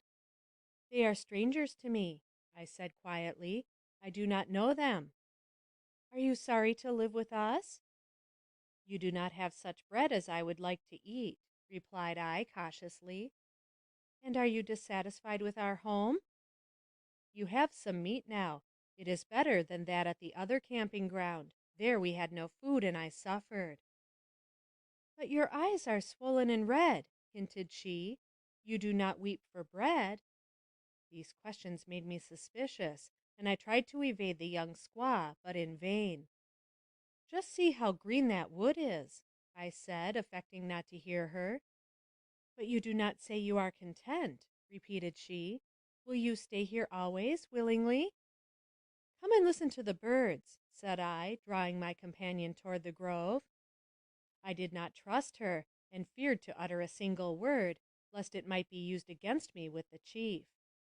Neither was I mistaken in the design of Egosagalanich, for when we returned to the lodge, I overheard her relating to the chief the amusement she had enjoyed in lying to the white woman, repeating what she had said about the fort, and inventing entreaties which I had used, urging her to allow me to fly to my white friends and leave the Indians forever. Instantly I resolved to take advantage of the affair as a joke, and, approaching the chief with respectful pleasantry, begged to reverse the story. It was the squaw who had implored me to go with her to the white man's fort, I said, and find her a white warrior for a husband. But, true to my faith with the Indians, I refused. The wily Egosagalanich, thus finding her weapons turned against herself, appeared confused, and suddenly left the tent, at which the old chief smiled grimly. Slander, like a vile serpent, coils itself among these Indian women, and, as with our fair sisters in civilized society, when reality fails, invention is called in to supply the defect. They delight in scandal, and prove by it their claim to some of the refined conventionalities of civilized life. Porcupine had spread the news abroad in the village, that a large reward had been offered for the white woman. Consequently, I was sought for, the motive being to gain the reward. One day an Indian, whom I had seen in different places, and whose wife I had known, made signs intimating a desire for my escape, and assuring me of his help to return to my people. I listened to his plans, and although I knew my position in such a case to be one of great peril, yet I felt continually that my life was of so little value that any opportunity, however slight, was as a star in the distance, and escape should be attempted even at a risk. We conversed as well as we could several times, and finally arrangements were made. At night he was to make a slight scratching noise at the tepee where I was as a sign. The night came, but I was singing to the people and could not get away. Another time we had visitors in the lodge, and I would be missed. The next night I arose from my robe and went out into the darkness. Seeing my intended rescuer at a short distance, I approached and followed him. We ran hastily out of the village about a mile, where we were to be joined by the squaw who had helped make the arrangements and was favorable to the plan for my escape, but she was not there. White Teepee, that was the Indian's name, looked hastily around, and, seeing no one, darted suddenly away without a word of explanation. Why the Indian acted thus I never knew. It was a strange proceeding. Fear lent me wings, and I flew rather than ran back to my tepee or lodge, where, exhausted and discouraged, I dropped on the ground and feigned slumber, for the inmates were already aroused, having just discovered my absence. Finding me apparently asleep, they lifted me up, and taking me into the tent, laid me upon my own robe. The next evening White Teepee sent for me to come to his lodge to a feast, where I was well and hospitably entertained, but not a sign given of the adventure of the previous night. But when the pipe was passed, he requested it to be touched to my lips, then offered it to the Great Spirit, thus signifying his friendship for me. In this month the Indians captured a white man, who was hunting on the prairie, and carried him far away from the haunts of white men, where they tied him hand and foot, after divesting him of all clothing, and left him to starve. He was never heard of afterward. There were twin children in one of the lodges, one of which sickened and died, and in the evening was buried. The surviving child was placed upon the scaffold by the corpse, and there remained all night, its crying and moaning almost breaking my heart. I inquired why they did this. The reply was, to cause the mate to mourn.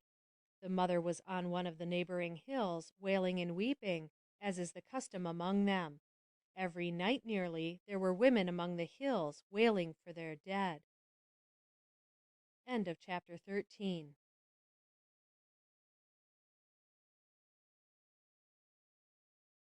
Chapter 14 of Narrative of My Captivity Among the Sioux Indians by Fanny Kelly. Lost in the Indian Village. Black Bear's White Wife. A Small Tea Party. The White Boy Captive, Charles Sylvester. The Sun Dance. A Conciliating Letter from General Sibley. A Puzzle of Human Bones. The Indian as an Artist.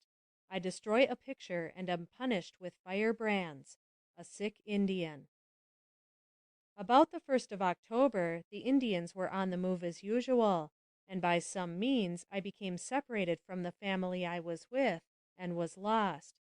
I looked around for them, but their familiar faces were not to be seen. Strangers gazed upon me, and, although I besought them to assist me in finding the people of my own tepee, they paid no attention to my trouble, and refused to do anything for me. Never shall I forget the sadness I felt as evening approached, and we camped for the night in a lonely valley after a wearisome day's journey. Along one side stood a strip of timber, with a small stream beside it. Hungry, weary, and lost to my people, with no place to lay my head, and after a fruitless search for the family, I was more desolate than ever. Even Keoku, or Yellow Bird, the Indian girl who had been given me, was not with me that day, making it still more lonely. I sat down and held my pony. It was autumn, and the forest wore the last glory of its gorgeous coloring. Already the leaves lay along the paths, like a rich carpet of variegated colors. The winds caught a deeper tone, mournful as the tones of an Aeolian harp, but the air was balmy and soft, and the sunlight lay warm and pleasant as in midsummer over the beautiful valley, now occupied with numberless camps of tentless Indians. It seemed as if the soft autumn weather was, to the last moment, unwilling to yield the last traces of beauty to the chill embraces of stern winter, and I thought of the luxuries and comforts of my home. I looked back on the past with tears of sorrow and regret.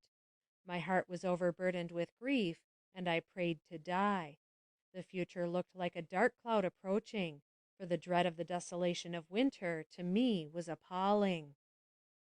While meditating on days of the past and contemplating the future, Keoku came suddenly upon me, and was delighted to find the object of her search. They had been looking for me, and did not know where I had gone, were quite worried about me, she said, and she was glad she had found me. I was as pleased as herself, and rejoiced to join them. One has no idea of the extent of an Indian village, or of the number of its inhabitants. It would seem strange to some that I should ever get lost when among them, but, like a large city, one may be separated from their companions, and in a few moments be lost. The Indians all knew the white woman, but I knew but few comparatively, and consequently, when among strangers, I felt utterly friendless. The experience of those days of gloom and sadness seemed like a fearful dream, now that my life is once again with civilized people, and enjoying the blessings that I was there deprived of. Some 25 years ago, an emigrant train, en route for California, arrived in the neighborhood of the crossing of the North Platte, and the cholera broke out among the travelers, and everyone died, with the exception of one little girl. The Indian black bear, while hunting, came to the wagons, now a morgue, and, finding the father of the girl dying with cholera, took the child in his arms. The dying parent begged him to carry his little one to his home in the East, assuring him of abundant reward by the child's friends, in addition to the gold he gave him. These facts I gleaned from a letter given to Black Bear by the dying father, and which had been carefully preserved by the daughter. Instead of doing as was desired, he took the money, child, and everything valuable in the train to his own home among the hills, and there educated the little one with habits of savage life. She forgot her own language, her name, and everything about her past life, but she knew that she was white. Her infancy and girlhood were, therefore, passed in utter ignorance of the modes of life of her own people, and, contented and happy, she remained among them, verifying the old adage that habit is second nature. When she was of marriageable age, Black Bear took her for his wife, and they had a child, a boy. I became acquainted with this white woman shortly after I went into the village, and we were sincere friends, although no confidants, as I dared not trust her. It was very natural and pleasant also to know her, as she was white, and although she was an Indian in tastes and habits, she was my sister and belonged to my people. There was a sympathetic cord between us, and it was a relief to be with her. On the occasion of my first visit with her, Black Bear suggested the idea that white women always drank tea together, so she made us a cup of herb tea, which we drank in company. I endeavored to enlighten her, and to do her all the good I could, told her of the white people and of their kindness and Christianity, trying to impress her with the superiority of the white race, all of which she listened to with great interest. I was the only white woman she had seen, for whenever they neared any fort, she was always kept out of sight.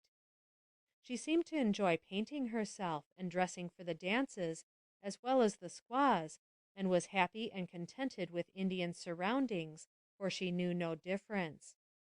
I know not what has become of her, for I have never heard.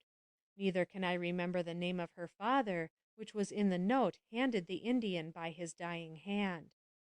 a little boy, 14 years old, whose name was Charles Sylvester, belonging in Quincy, Illinois, who was stolen when 7 years of age, was in the village, and one day I saw him playing with the Indian boys, and, discovering immediately that he was a white boy, I flew to his side and tried to clasp him in my arms, in my joy exclaiming, "Oh, I knew you were a white boy! Speak to me and tell me who you are and where you come from."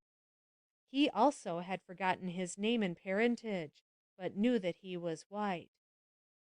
When I spoke to him, the boys began to plague and tease him, and he refused to speak to me, running away every time I approached him.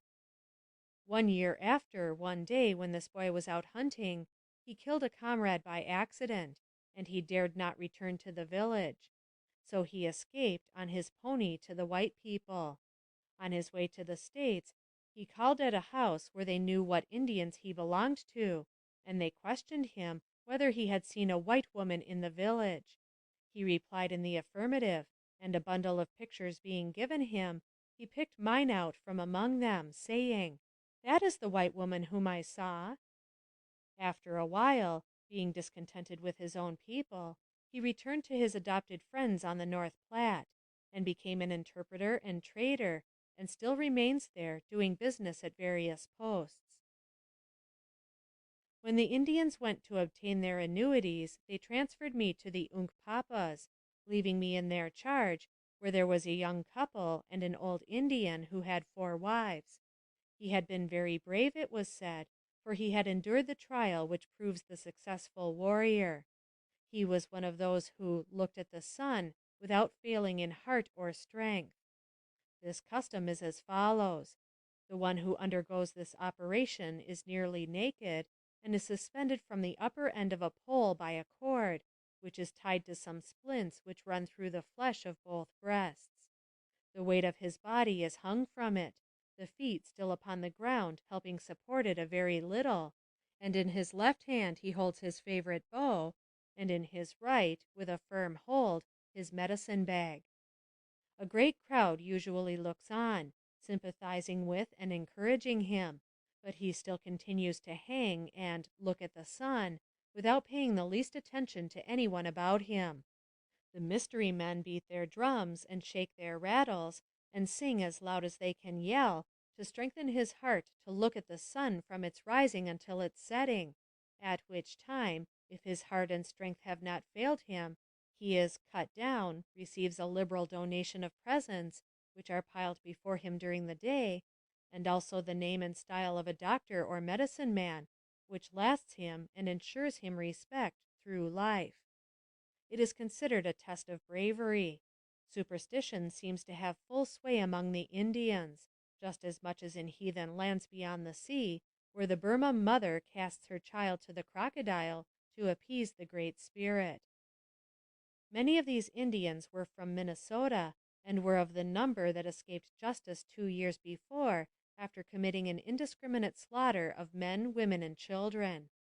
One day I was sent for by one of them, and when I was seated in his lodge, he gave me a letter to read, which purported to have been written by General Sibley, as follows. This Indian, after taking part in the present outbreak of the Indians against the white settlers and missionaries, being sick, and not able to keep up with his friends in their flight, we give you the offerings of friendship, food, and clothing. You are in our power, but we won't harm you.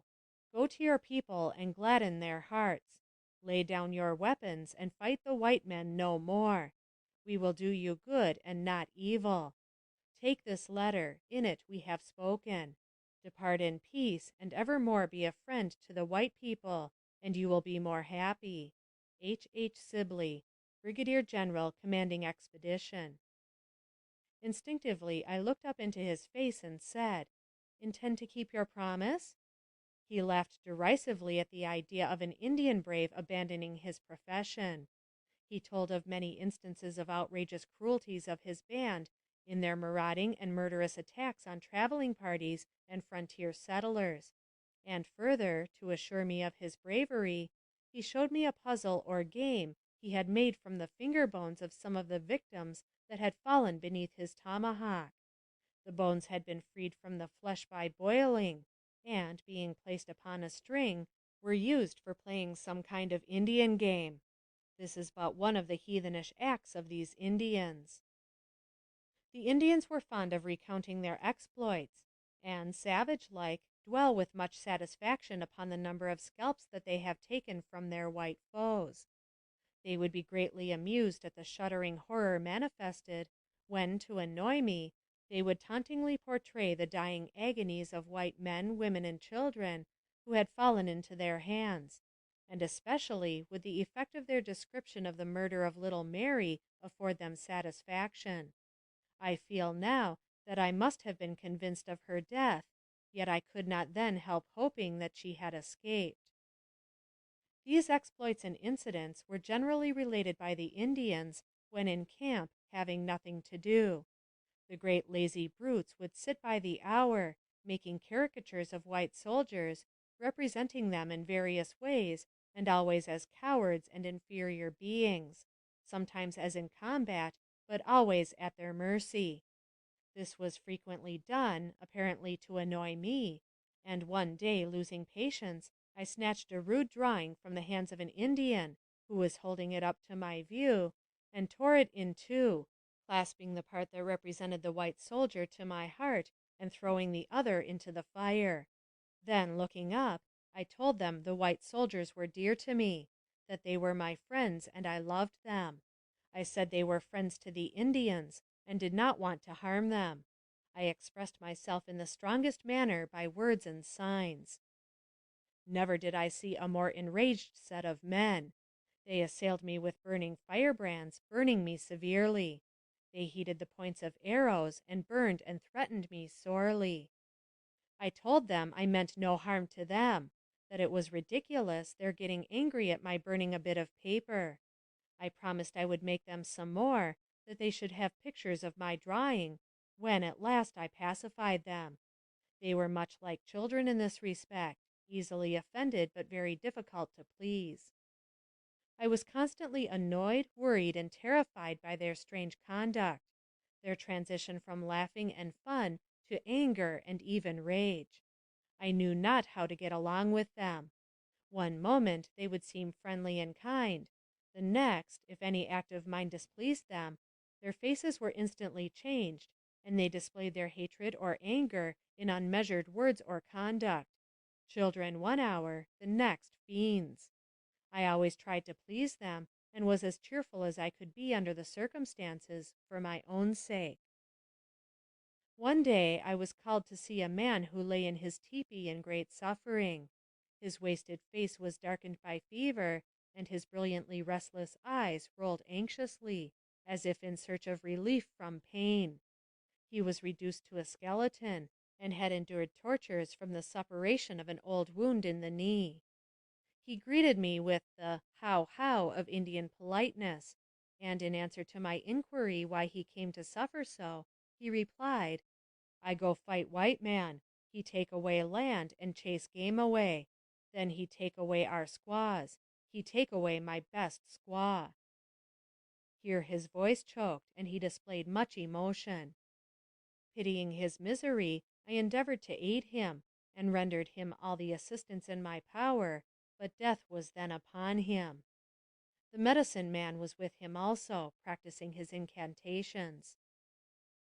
We were so constantly traveling, it wearied me beyond expression. The day after the Indian's burial, we were again on the move. End of chapter 14.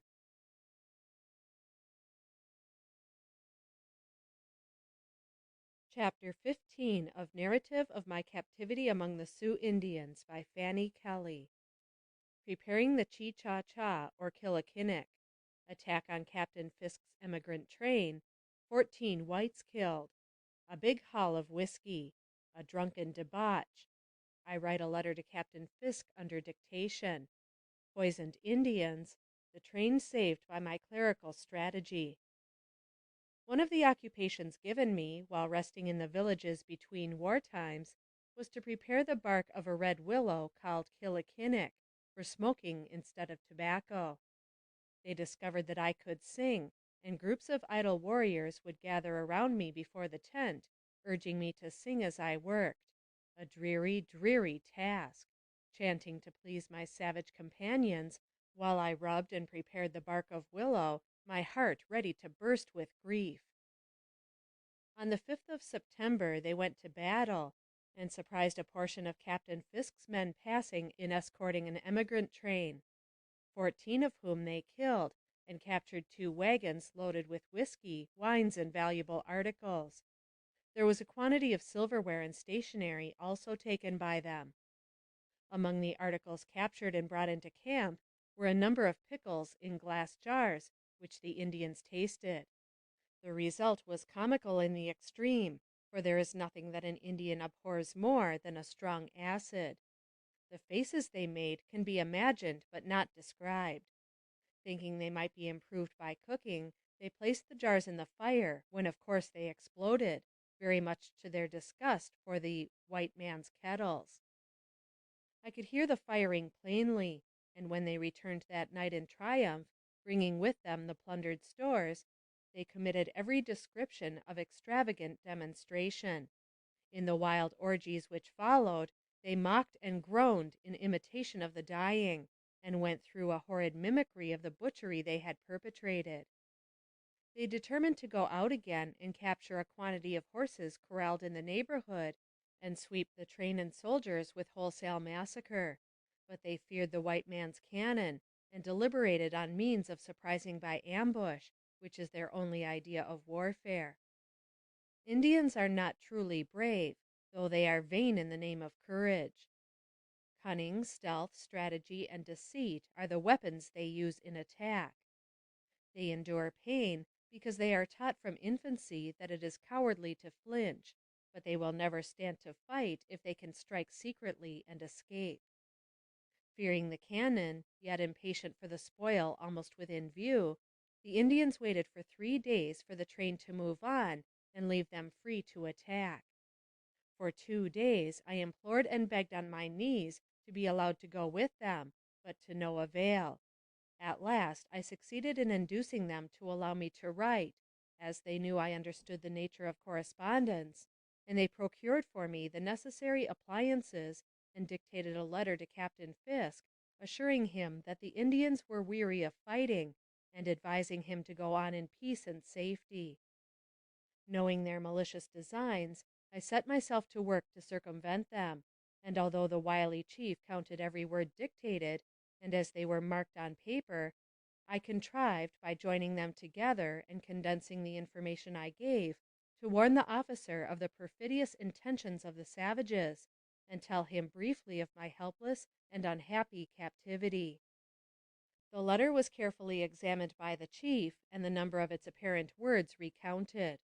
At length, appearing satisfied with its contents, he had it carried to a hill in sight of the soldiers' camp, and stuck on a pole. In due time the reply arrived, and again my ingenuity was tasked to read the letter corresponding with the number of words that would not condemn me.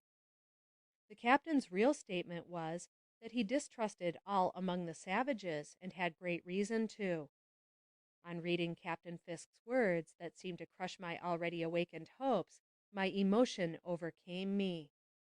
Having told the Indians that the captain doubted their friendliness, and explained the contents of the letter as I thought best, the next day I was entrusted with the task of writing again, to solemnly assure the soldiers of the faith and friendship professed. Again I managed to communicate with them, and this time begged them to use their field glasses, and that I would find an excuse for standing on the hills in the afternoon, that they might see for themselves that I was what I represented myself to be, a white woman held in bondage. The opportunity I desired was gained, and to my great delight I had a chance of standing so as to be seen by the men of the soldiers' camp. I had given my own name in every communication. As soon as the soldiers saw that it truly was a woman of their own race, and that I was in the power of their enemies, the excitement of their feelings became so great that they desired immediately to rush to my rescue. A gentleman belonging to the train generously offered $800 for my ransom, which was all the money he had, and the noble, manly feeling displayed in my behalf did honor to those who felt it. There was not a man in the train who was not willing to sacrifice all he had for my rescue. Captain Fisk restrained all hasty demonstrations, and even went so far as to say that the first man who moved in the direction of the Indian camp should be shot immediately, his experience enabling him to know that a move of that kind would result fatally to them and to the captive. The Indians found a box of crackers saturated with water, and, eating of them, sickened and died. I afterward learned that some persons with the train who had suffered the loss of dear relatives and friends in the massacre of Minnesota, and who had lost their all, had poisoned the crackers with strychnine, and left them on one of their camping grounds without the captain's knowledge. The Indians told me afterward that more had died from eating bad bread than from bullets during the whole summer campaign. Captain Fisk deserves great credit for his daring and courage, with his meager supply of men, against so large an army of red men. After assurance of my presence among them, Captain Fisk proceeded to treat quietly with the savages on the subject of a ransom, offering to deliver in their village 3 wagon loads of stores as a price for their prisoner. To this the deceitful creatures pretended readily to agree, and the tortured captive, understanding their tongue, heard them making fun of the credulity of white soldiers who believed their promises. I had the use of a field glass from the Indians, and with it I saw my white friends, which almost made me wild with excited hope. Knowing what the Indians had planned, and dreading lest the messengers should be killed, as I knew they would be if they came to the village, I wrote to Captain Fisk of the futility of ransoming me in that way, and warned him of the treachery intended against his messengers. Note: the original letters written by me to Captain Fisk are now on file in the War Department at Washington. Officially certified extracts from the correspondence are published elsewhere in this work. End note. No tongue can tell or pen describe those terrible days when, seemingly lost to hope and surrounded by drunken Indians, my life was in constant danger. Nights of horrible revelry passed, when, forlorn and despairing, I lay listening, only half consciously, to the savage mirth and wild exultation. To no overtures would the Indians listen, declaring I could not be purchased at any price. They were determined not to part with me. Captain Fisk and his companions were sadly disappointed in not obtaining my release, and, after a hopeless attempt, he made known the fact of my being a prisoner, spreading the news far and wide. His expeditions across the plains had always been successful, and the Indians, knowing him to be very brave, gave him the name of Great Chief Who Knows No Fear, and he richly deserves the appellation, for the expeditions were attended with great danger. The reports of his various expeditions have been published by government, and are very interesting, giving a description of the country. In September the rains were very frequent, sometimes continuing for days.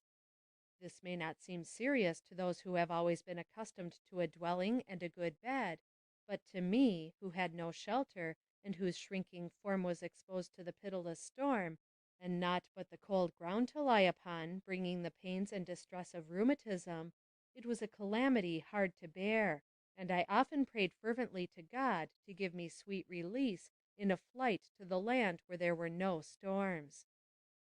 Soon the winter would be upon us, and the cold and sleet and stormy weather would be difficult to bear. Would I be so fortunate, would heaven be so gracious as to place me in circumstances where the wintry winds could not chill or make me suffer. My heart seemed faint at the thought of what was before me, for hope was lessening as winter approached. End of chapter 15.